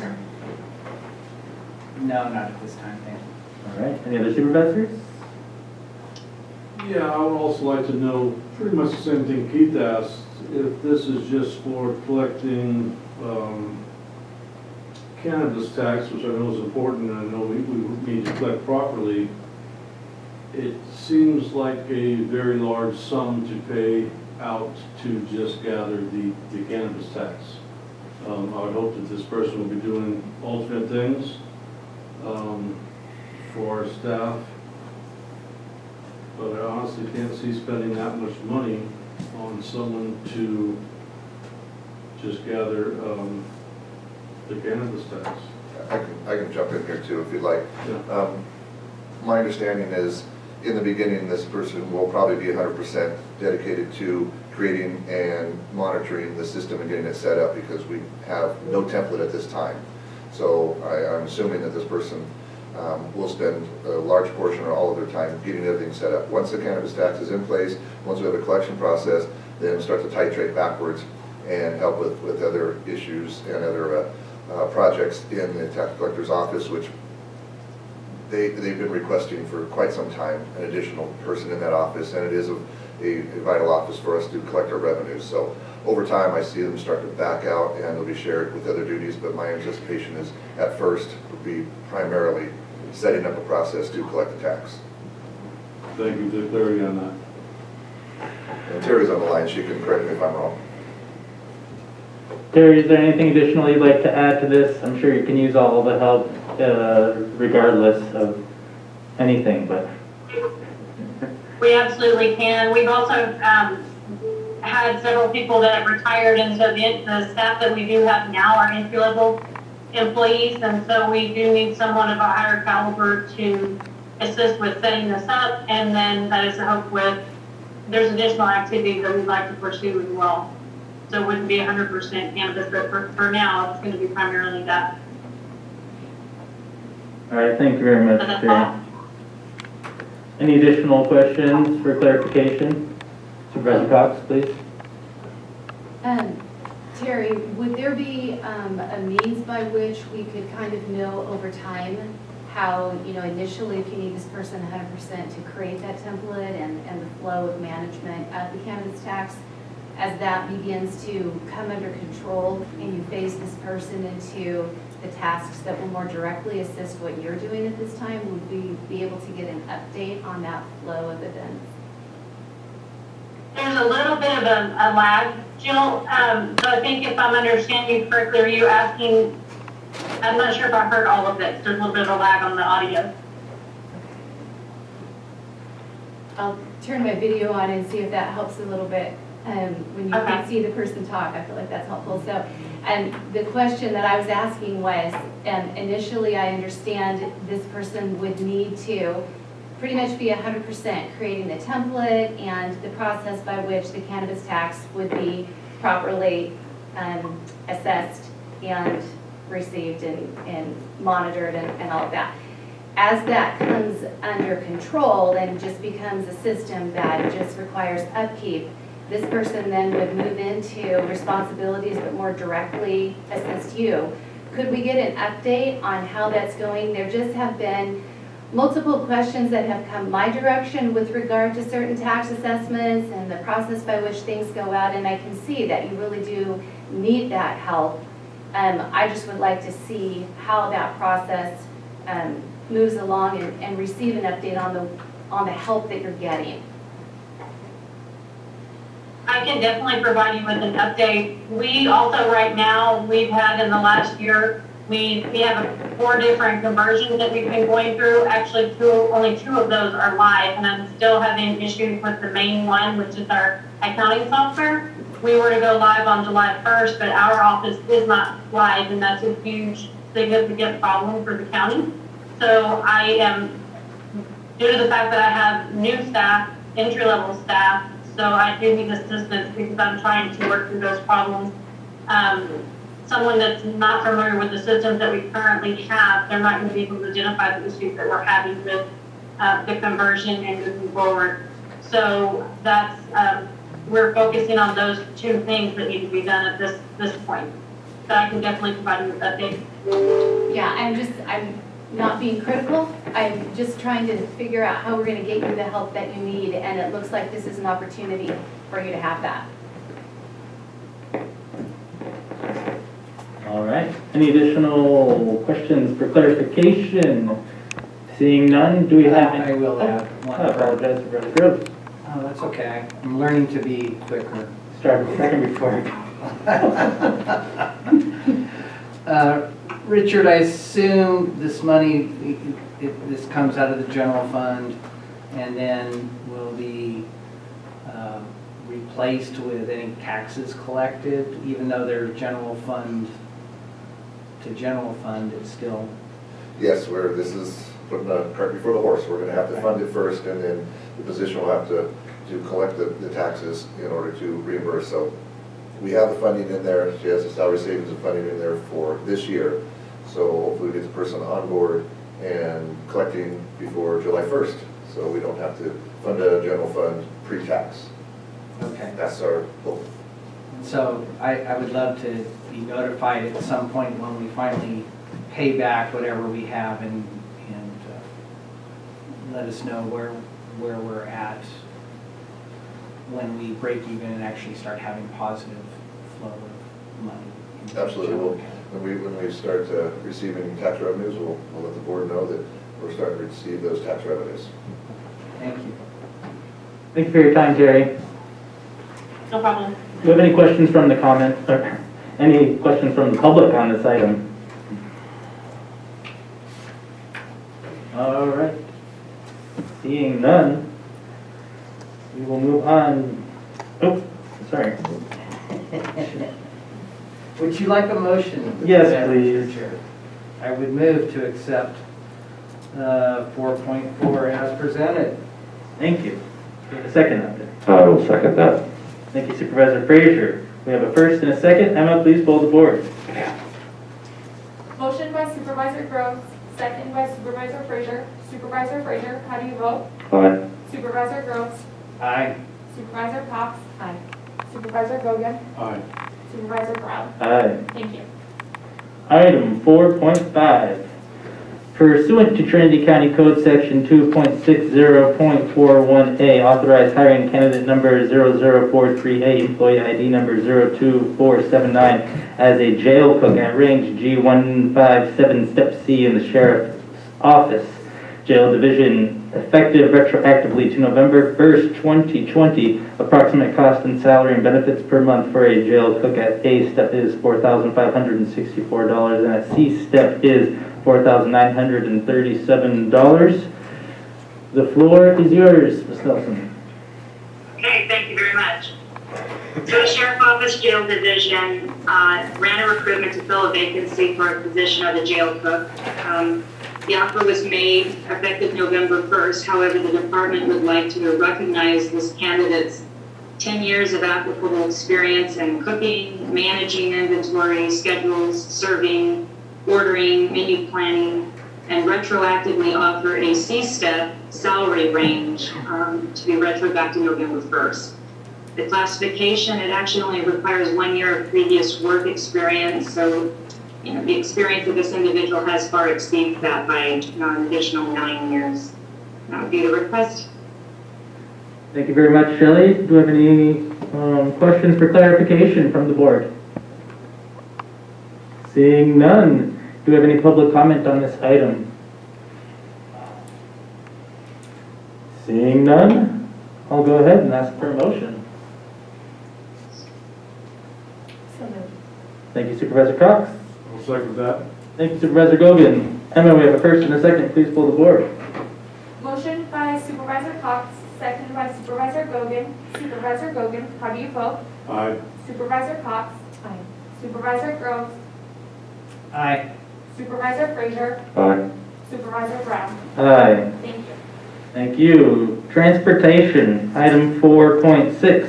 Authorize the Director of Transportation to issue no-cost encroachment permits for fronting property owners impacted by the August fire to remove trees within the right-of-way. And once removed, the trees become the responsibility of that homeowner to dispose of trees, shrubs, and slash. Unknown cost? Chair, I'm going to recuse myself from this item because I am one of those affected property owners and could financially benefit from this. Thank you, Supervisor Frazier. Is Director Tippett out there? I see you on the Zoom. Give us a couple minutes for Frazier to leave the room and we will pass it off to you. Go ahead, please. Thank you, Mr. Chair. Essentially, the trees, unless trees were planted unless trees were planted by individuals or by the county road department for a bridge project or a road project, trees that front properties in Trinity County of Illinois are treated as the fronting property owner's responsibility. And essentially, it's very hard to go out and control how people landscape their front yards. We don't want to tell them the first 20 feet. We don't want anything planted in there. We essentially allow those root growth plants and trees and stuff that doesn't block sight distance, but otherwise we rarely say anything. The fire comes along and it burns a lot of the trees that are in this frontage in front of properties in that right of way. And I've had a request that people be allowed to fall trees in the front of their yard and then essentially either do a forest harvest or use the wood for their purposes. Being that the tree is technically in county property, we have always said, okay, the fronting property owner dispatches of it. But because of that large amount of trees in this particular situation, we want to have an allowance that I can issue a encroachment permit. They can cut the trees down, and then they deal with it as they see fit, whether it be a salvage sale or essentially they would use it for firewood or whatever they use it for, but allow the fronting property owner to see what's best fit for disposal of that tree. If the property owner did do that, we would have to use the FEMA contract, or the FEMA work that we're going to be doing to go through and clear out that tree. So it's either way, the property owner and FEMA takes care of it. They'll eventually get taken care of. So with that, I can answer any questions. Thank you, Director Tippett. Do we have any questions for clarification from the board? Seeing none, do we have any comments from the public?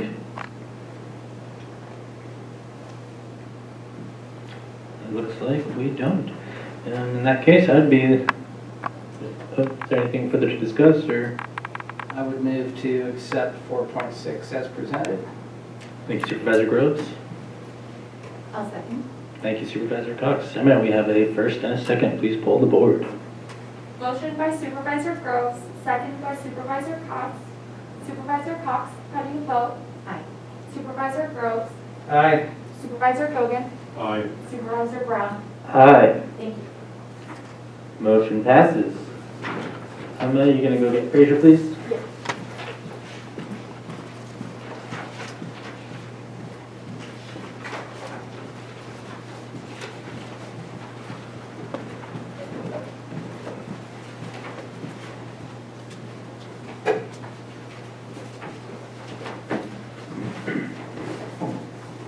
All right.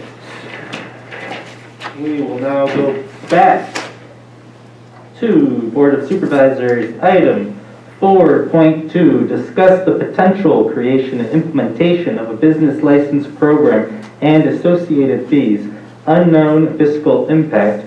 Supervisor Cox, I believe the floor is yours.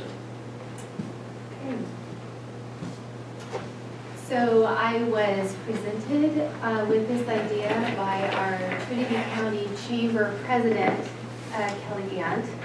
And when it was brought to my attention, the concern was that businesses were not being able to,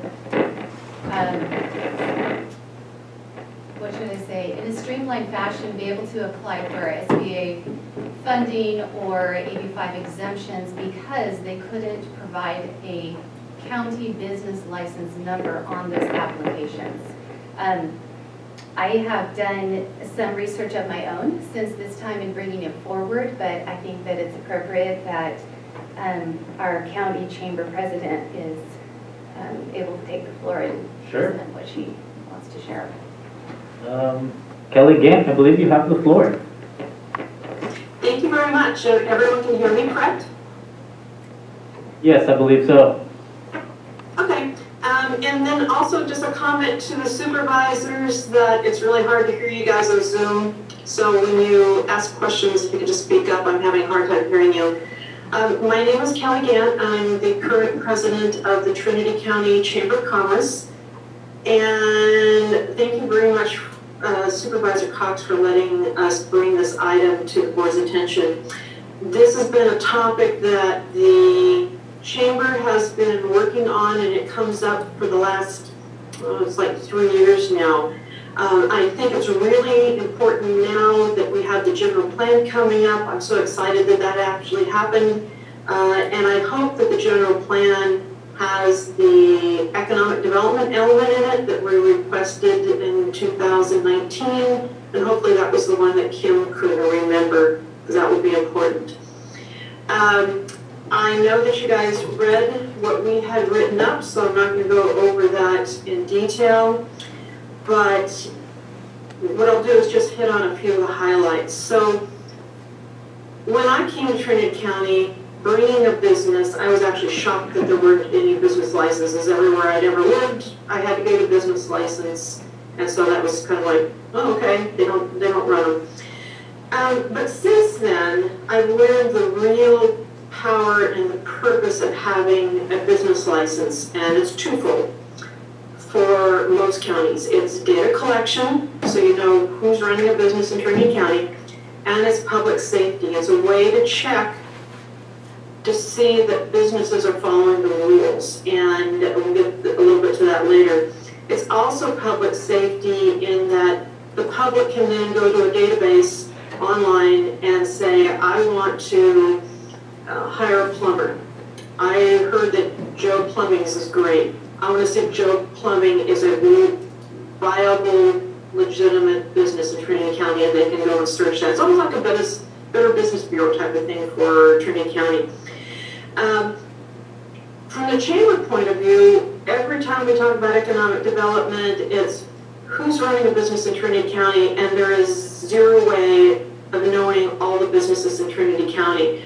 Our old treasurer, she used to follow all of the DBA filings, and so every week she'd go into the paper and she'd read all the DBA filings and write those all down, and that was the best that we could do to figure out who has a business in Trinity County.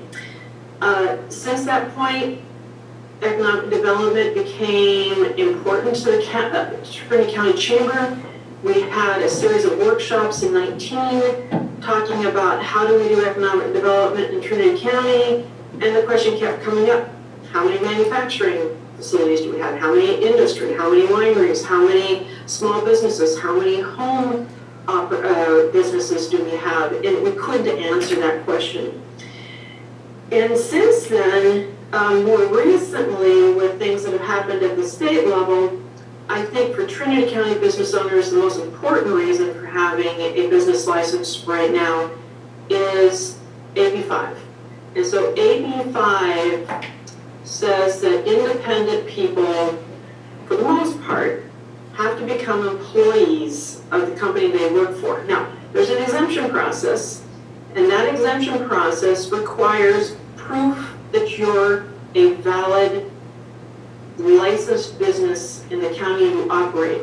So if you look at the exemption requirements, one of the documents is for a sole proprietor to be exempt from AB 5, you have to have a business license, which kind of is a... The other one is the new grants that are coming out for small businesses and nonprofits.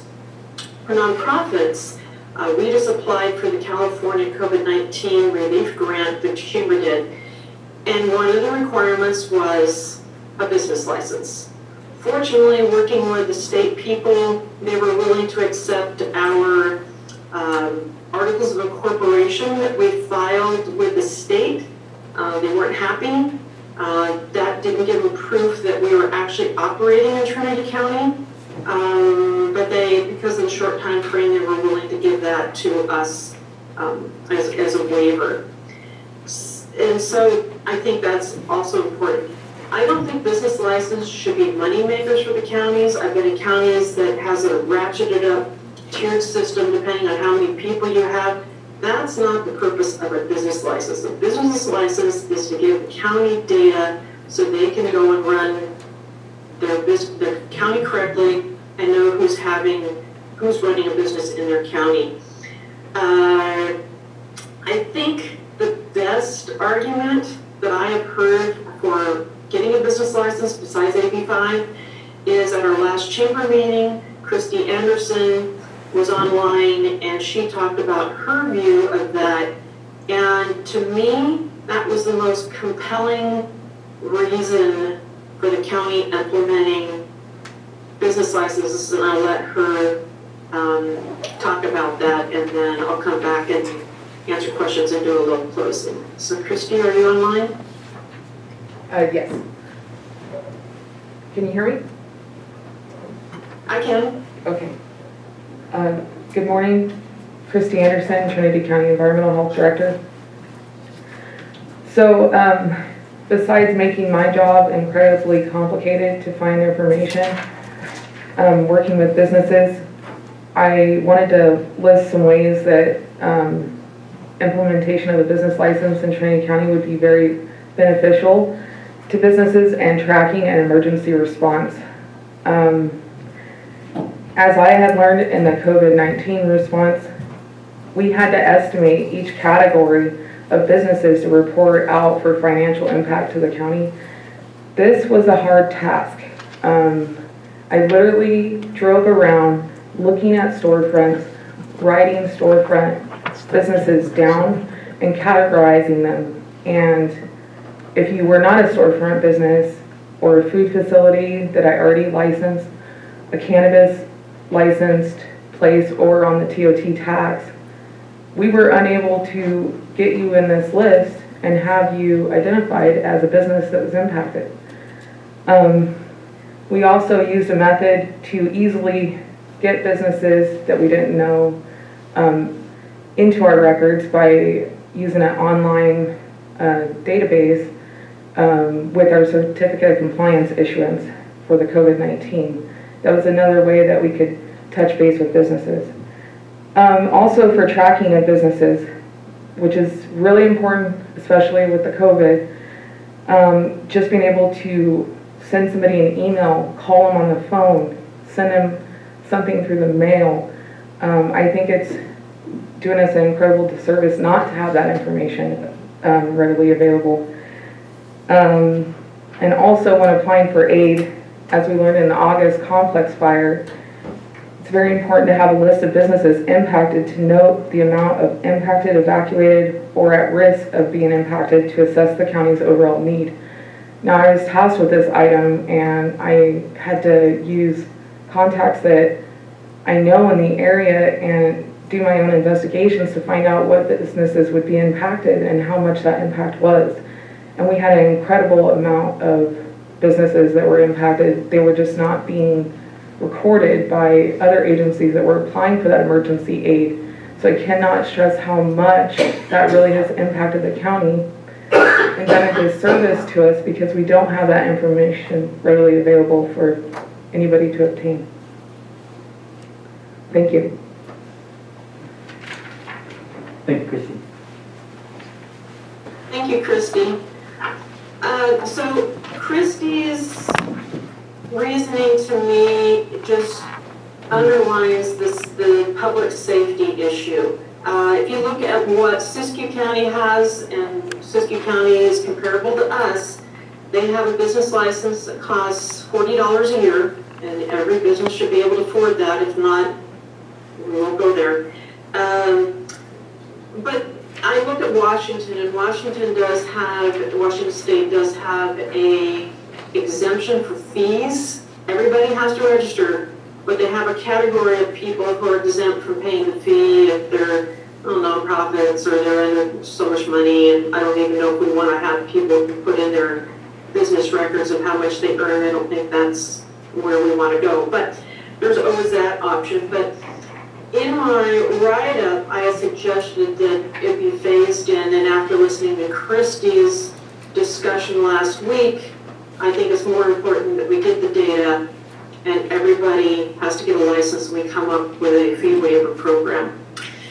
And other than that, it's been one of those things that as those come up and we wonder how come Trinity County doesn't have one when counties around us do, and I think every business owner expects that they get a business license to prove that they're a legit business. So if there's any questions? Do you have any technical questions from the board? Yes, could I have a question to Liam Gogan? Would this new license be for businesses that are beginning now and going on forward, or would people that have a business like myself that don't have a business license be grandfathered in?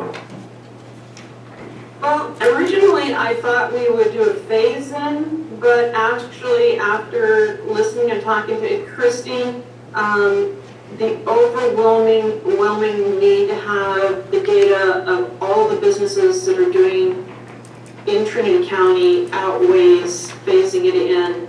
And I'm now leaning to everybody has to get a business license. We have a waiver, $40 would be good. And on the $40 thing, in 2019, I asked for the business license to be added to the fee study that's being done by the county.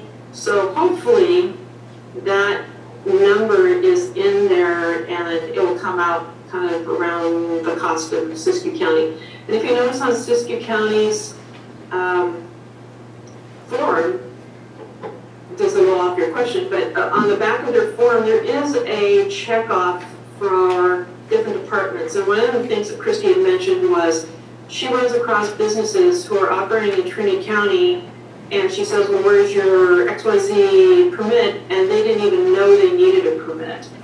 So this is it's a way of checking, just to make sure that our businesses don't find themselves non-conformance, because they just didn't know that they didn't need a license, and a business license would be a way where we just check off and go, yep, they're good, give them a license, they're okay to operate in Trinity County.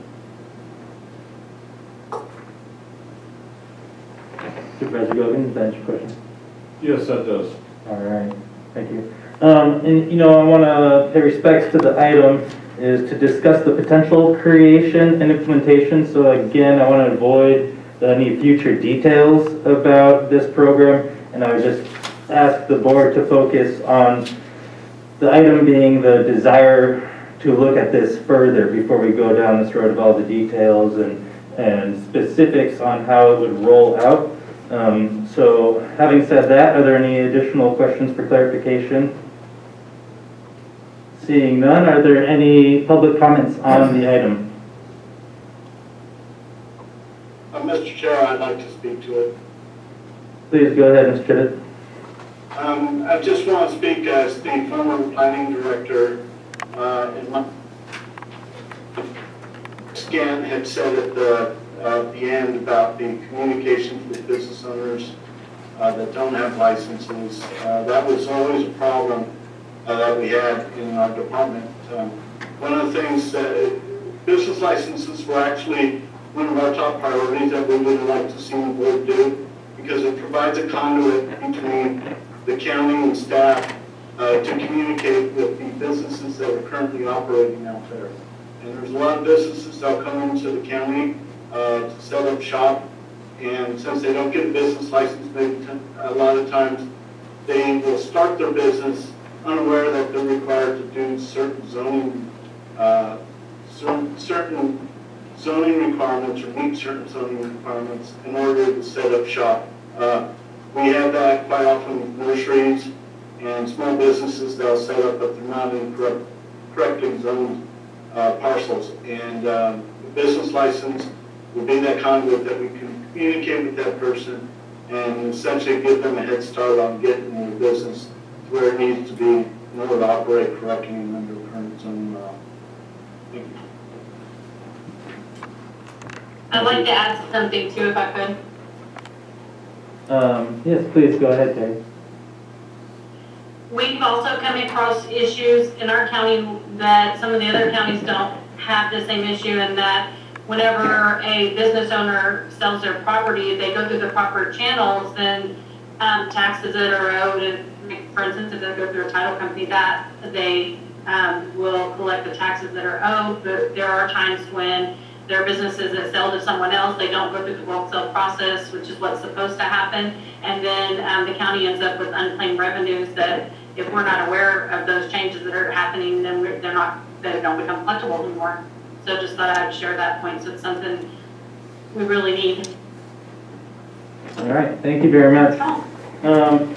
I would just like to request that maybe Dr. Coons could take this, assuming that the board is in support of looking further into this.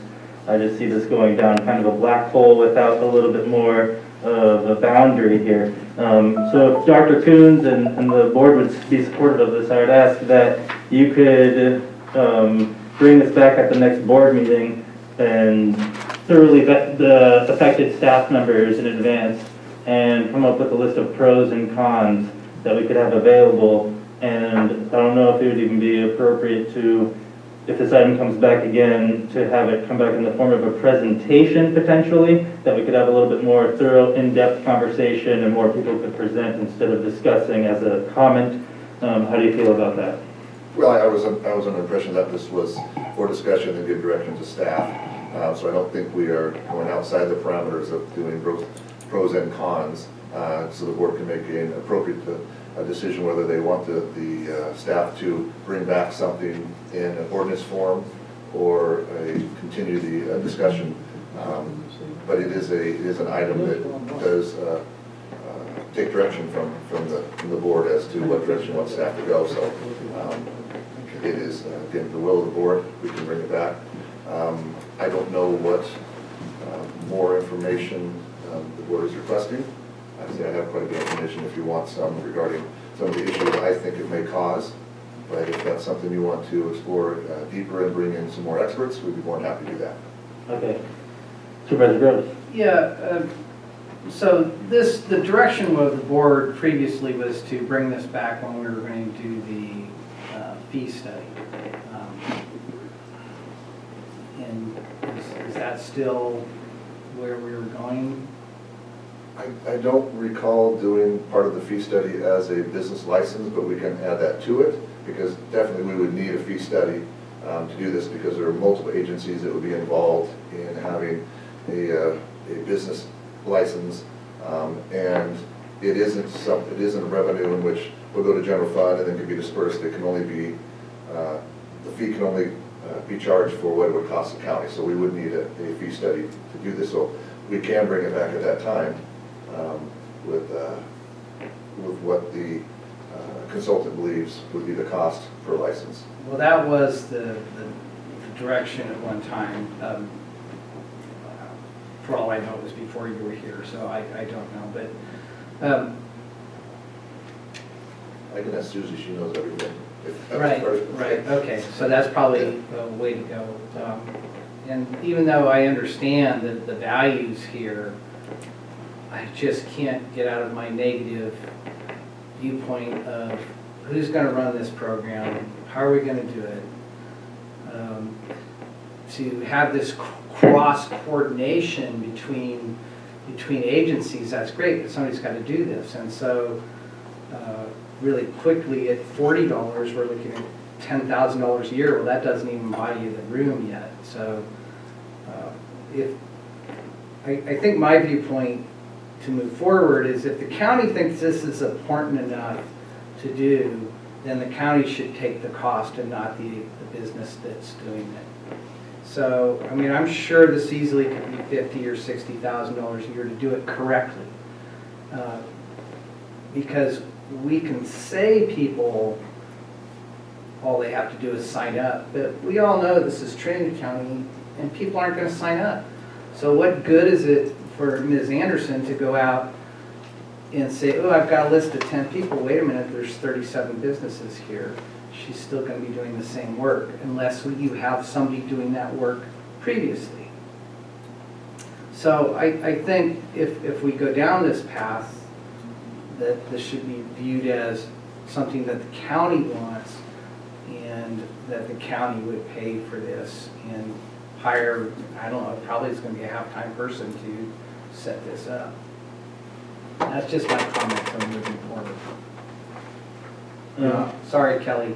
And again, I just want to reserve this moment for technical questions for clarification, and then after we go through public comment and then we get into a motion, then we can further debate the details of this. So just try to keep it focused to technical clarification questions at this time. Will do, Chair. So I would kind of like to tag on to what Keith just mentioned there. You know, as we know, not everybody will sign up. You know, being in the guide industry, there are 100 guides doing business in Trinity County right now that I guess we need a business license here soon. I don't even know how you would reach out to those 100 people to get a business license, and I'm not sure really this cost isn't going to be a lot greater than the benefit. This could be a cost that kind of gets out of hand when we realize exactly how many small businesses that we do have in this county. So I would just like to keep that in mind, that just off the top of my head, there's 100 people that need a business license in just the small industry that I work in as a guide. And I'm sure there's many other small industries like myself that would also need licenses. So I guess I would like to see a fee study on this also and see where this lands.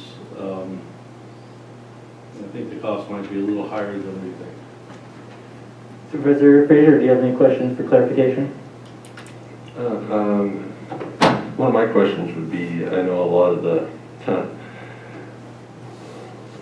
businesses and the industries I'm involved with are state licensed, and then how would the county business license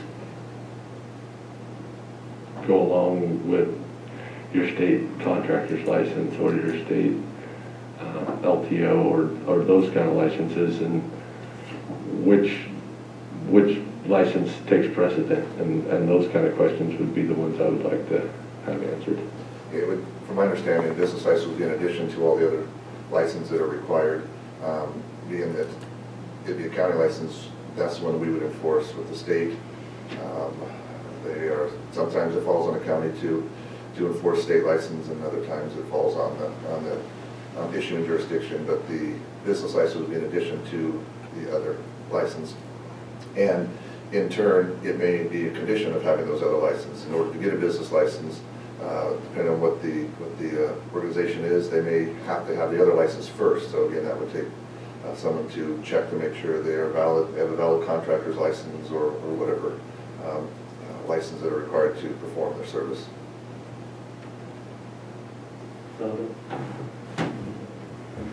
Any other questions for clarification? Emma, is there any public comment, hand raising out there in Zoom land? Looks like Ellie. So I just want to add on, I think that Supervisor Groves made a good point that there is a shared value. I think when we look at the fee, he makes a good point that we should maybe look at the value, and the county pays, let's say, for example, their value is $30 to the business owner is $40, so in total you have a $70 cost. So when you look at those numbers, I want you to also realize the lost revenue that the county that has right now that was brought up, the staff time that has been spent because you don't have that data, and then the importance of having that data for the general plan, and I don't know how you put a value on that. A little note that I wanted to make is through COVID, we've been getting at least 2 requests from the state of California per month, the chamber has, for how many of your businesses are impacted, what can we do to help. Senator McGuire has called saying, you know, what kind of businesses do you have that we can help? And we have to just say, we have no idea. I mean, who would have known we had 100 fishing guides out there? So is benefit to data that's going to be hard to quantify. But I suggest that when you're doing your research, go up and talk to Siskiyou County. They've been doing it. They're like us. They don't have huge businesses. They apparently have made it to work. So instead of us reinventing the wheel, why don't we go ask them how they did it, pitfalls, what they would do again, what they wouldn't do again, and start with a base like that than going from scratch. Thank you. Thank you, Ms. Can. Are there any additional public comments on this item?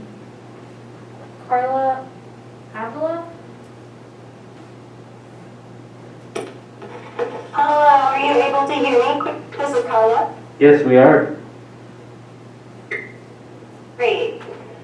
Thank you so much, Board. I really appreciate you and Kelly and the Chamber bringing this item to discussion. I implore you to ensure that whatever you do follow, whatever path you follow, that the intent remains that this is to serve as a business and nonprofit registry, but especially not to serve as an enforcement or extraction mechanism. These small businesses are very likely struggling in these times, and the last thing they need is to be slapped with fines, further regulatory hurdles, or be threatened with being closed down. That to me would not be an appropriate mechanism for enhancing public safety in our county. Funding for enforcement cannot come from our small businesses and at the same time be enforced with scrutiny upon them. So whatever we do, I implore you that we just cannot lure small businesses into this under the guise of a low fee, a promise of grant funding or an exemption from 85, and then turn around and threaten to fine or shut them down, especially for some things such as late property taxes. And I fully respect the need to kind of wrangle in, the things that need to be wrangled in our county, but I'd like you to think carefully about our model and definition of enforcement, especially with how it relates to economic development. I feel what we need is equity and grant funds to help our rural communities develop in a healthy way, and I appreciate that the data collected could help with this. This is an appropriate pathway to improve public health and safety and to achieving revenue for improved public health and safety.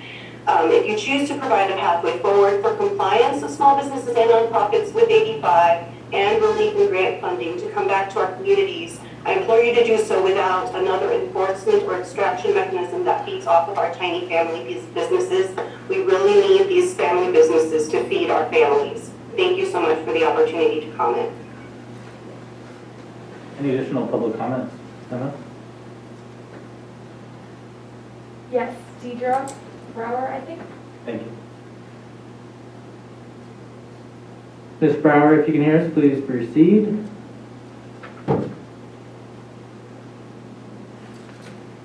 Okay, hi, thanks for this presentation. I agree a lot with what Carla said. I have some concerns in here about the benefits. Seemed a little heavy on enforcement, and our businesses are struggling right now. I think it would be great to get some grant funding in here and some other resources. As we all know, our community can certainly use it.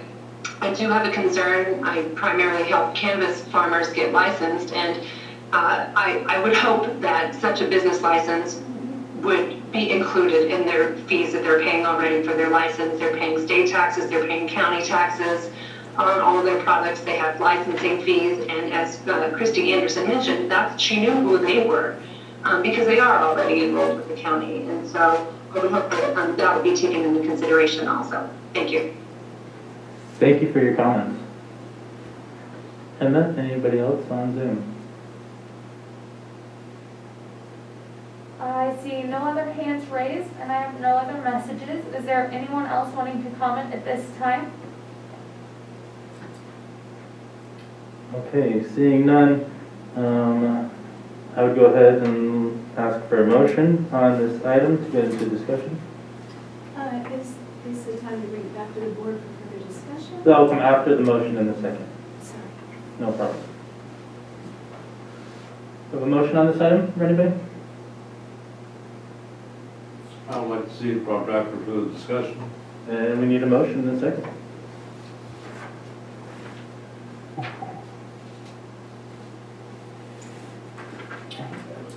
Peter, you done? This is just a discussion item, so you don't need a motion in a second. It would just be asking for consensus. If you would like the CAO to bring this back for either further discussion or as an action item. Okay. It sounds to me like we could use a thorough presentation on this item, so unless anybody objects, I would ask that Richard brings this item back at the next meeting as a formal presentation and looks into, talks with the CAO at Siskiyou County and maybe talks to the CAO in Shasta County and asks why they do not do it in Shasta County and find out about the rollout for Siskiyou County, and that'll give everybody a little bit more time, I think, to come up with more questions and understand kind of the basis of it, if that's okay. Can I, with that, I'm allowed to bring back the cons too, because there's a lot of cons to bringing this. Yeah, no, we want a very wide perspective on implications of it and the realistic rollout of it. Just looking at the Siskiyou County's application, you've got 4 departments: Health and Human Services, Building Department, Planning Department, and Sheriff's Office. And so if we have over 1,200 businesses existing in Trinity County and then we roll this out, all of a sudden you've got 1,200 people trying to get an appointment at 4 different departments during COVID. So I don't see that being too realistic. So to have a practical approach with our current landscape would be something I would like to see. Yeah, I can go for it. And on the part of enforcement, you also see it's Siskiyou County that you have to sign a affidavit essentially saying you have workers' comp. And so we can't get around that because that is a state mandate that someone has workers' comp. So that's to issue a business license, we need proof of workers' comp on the annual, and if not, we have to report that. So there will be enforcement involved. Okay. Chairman Brown, I think maybe by the next meeting might be a tight schedule for the CEO. I was just asking, whatever is realistic, I would love to hear. I would think at least a month, but it's CAO's pleasure. 17th is, I think, is fair. Thank you, Dr. Green. Supervisor Cox, do you have additional comments? I do, thank you. So I was waiting for my comments because I thought we were just taking the questions for clarification, but this is a little bit of an interesting position that I'm in now because I brought this forward from the standpoint of a county chamber perspective. However, now I'm looking at it from a District 2 perspective. So over the past few days, I have done my own research, and I would agree there's a database problem here because it took me an entire day to come up with, off the top of my head, 51 businesses with email addresses and phone numbers that I could reach out to poll my district. What are your thoughts? And so, yes, a database, absolutely, so that we have something tangible to go from. However, in those who responded, 4/5 said, are you kidding? We are dealing with COVID. We are dealing with barely keeping our doors open. Compliance every place that we look. Specifically, I would address the AB 5 issue. AB 5 in my research I found to be amended by AB 2257 in response to widespread complaints. And so regarding these concerns, Section 4 states, if the work is performed in a jurisdiction that requires the business service provider to have a business license or business tax registration, the business service provider has the required business license. And so I don't see that as the big problem that it was thought potentially to be. Also with regard to SBA loans, I have a business owner who ran into that, didn't have a number to put in that blank on the loan application. All it required was a letter, 2 sentences long, from this person's attorney stating she lives in a jurisdiction where they're not required. Done. It went right through. Another business owner said, I have so many larger problems that the county could help me with other than the fact that of putting a set of digits in this business license number field. My address is a problem. When I try to get funding, the fact that I'm forced to have a post office box instead of being able to have a mail delivery physical address, that is a huge problem, and more so now that the banking is online with LendingTree and these kinds of companies that you don't just walk in and talk to somebody face to face.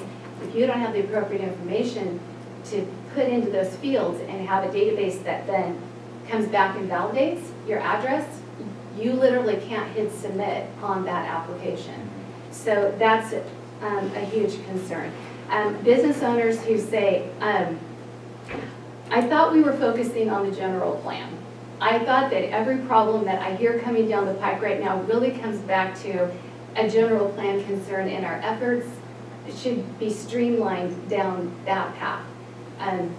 So I feel as though in bringing it forward or being that conduit, I looked at a county-wide perspective. Now I'm looking at a district focus of businesses who are saying, oh dear, please do not open this can of worms for me right now. I have so many bigger problems to solve and really important focuses. So yeah, I would agree with Dr. Coons, that a report back is going to contain a very big list of cons. However, I see a great opportunity here because I hear a fishing guide saying, hey, I know 100 fishing guides. And I hear a chamber saying, we know who these businesses are. I found 51 on my own and that took one day. I think that a collaborative effort countywide by all of our different chambers, let's grab that database. We do need that. But, you know, fee studies and more money coming in, and now we've got to have somebody manage it. And, you know, we've just seen today that we are getting somebody on board to administer a tax that we put forward, and now, golly, is the tax money that comes in even going to pay for the position? I just see that kind of exploding on us in another way as well.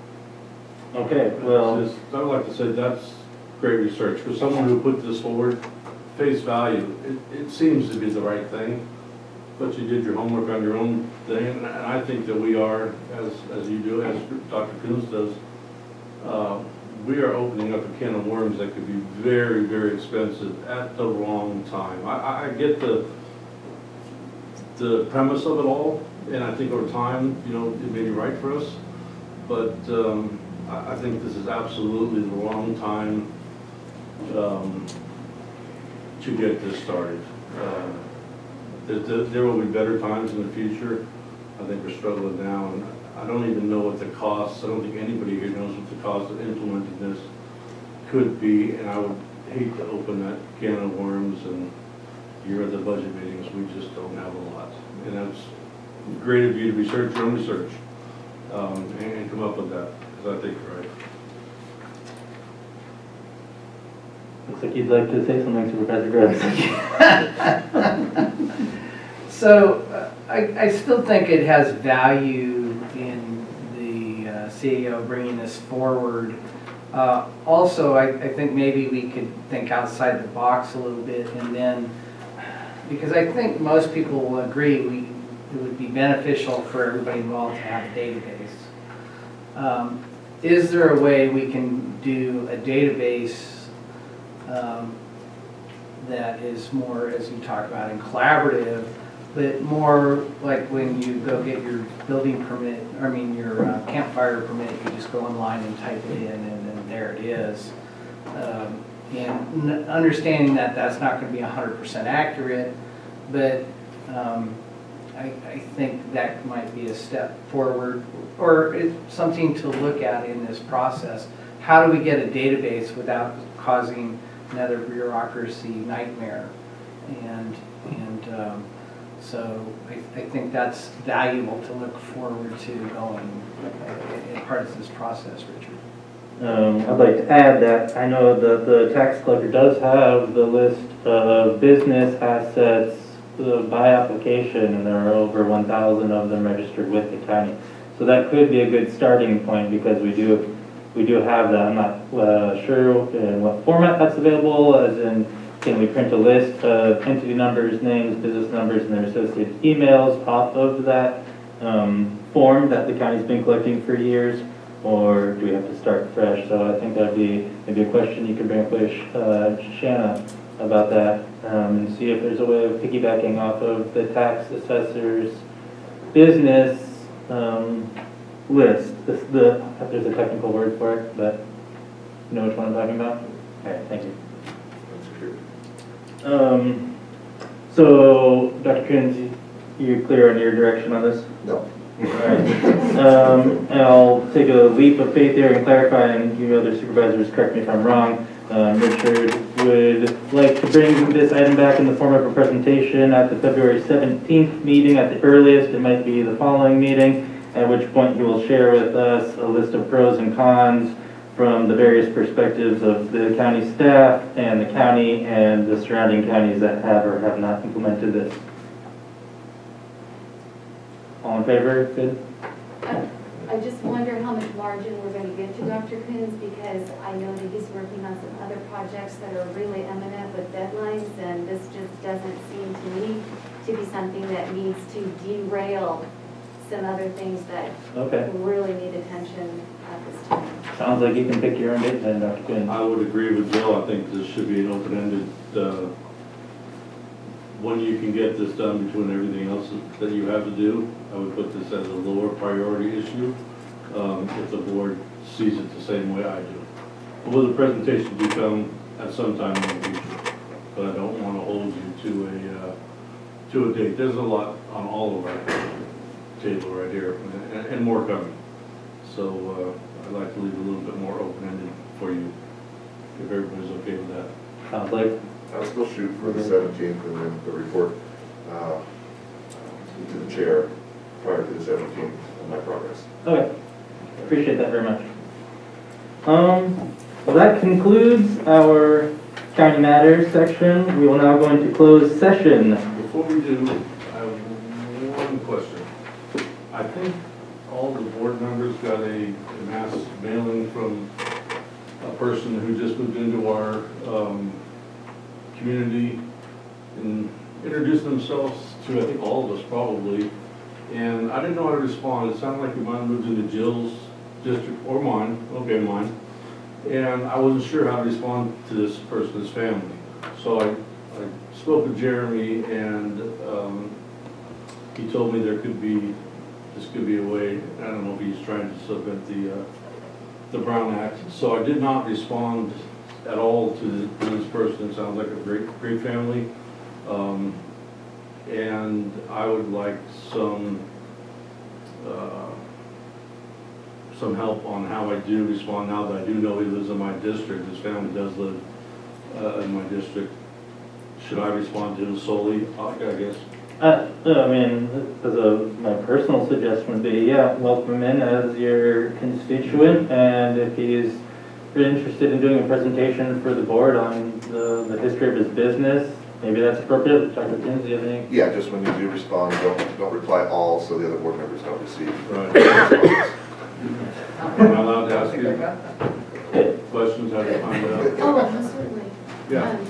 So actually, I didn't respond to him in an email. You guys might want to do this offline. Oh, most certainly. If that's okay. Mm-hmm. After the meeting, is that right? Later. Okay. All right. So we'll go into closed session now. Item 5.1, Government Code Section 54954.5C, Conference with Legal Counsel, Existing Litigation, Number of Cases 1, Trinity Action Association, Inc. versus Trinity, County of Trinity, et al. Supreme Court Superior Court Case Number 19CV001. Are there any public comments on this item?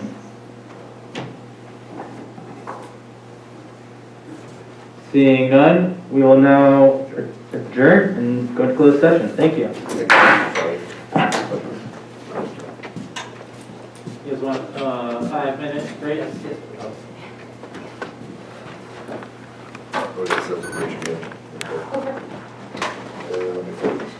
Thank you for adjourning this time.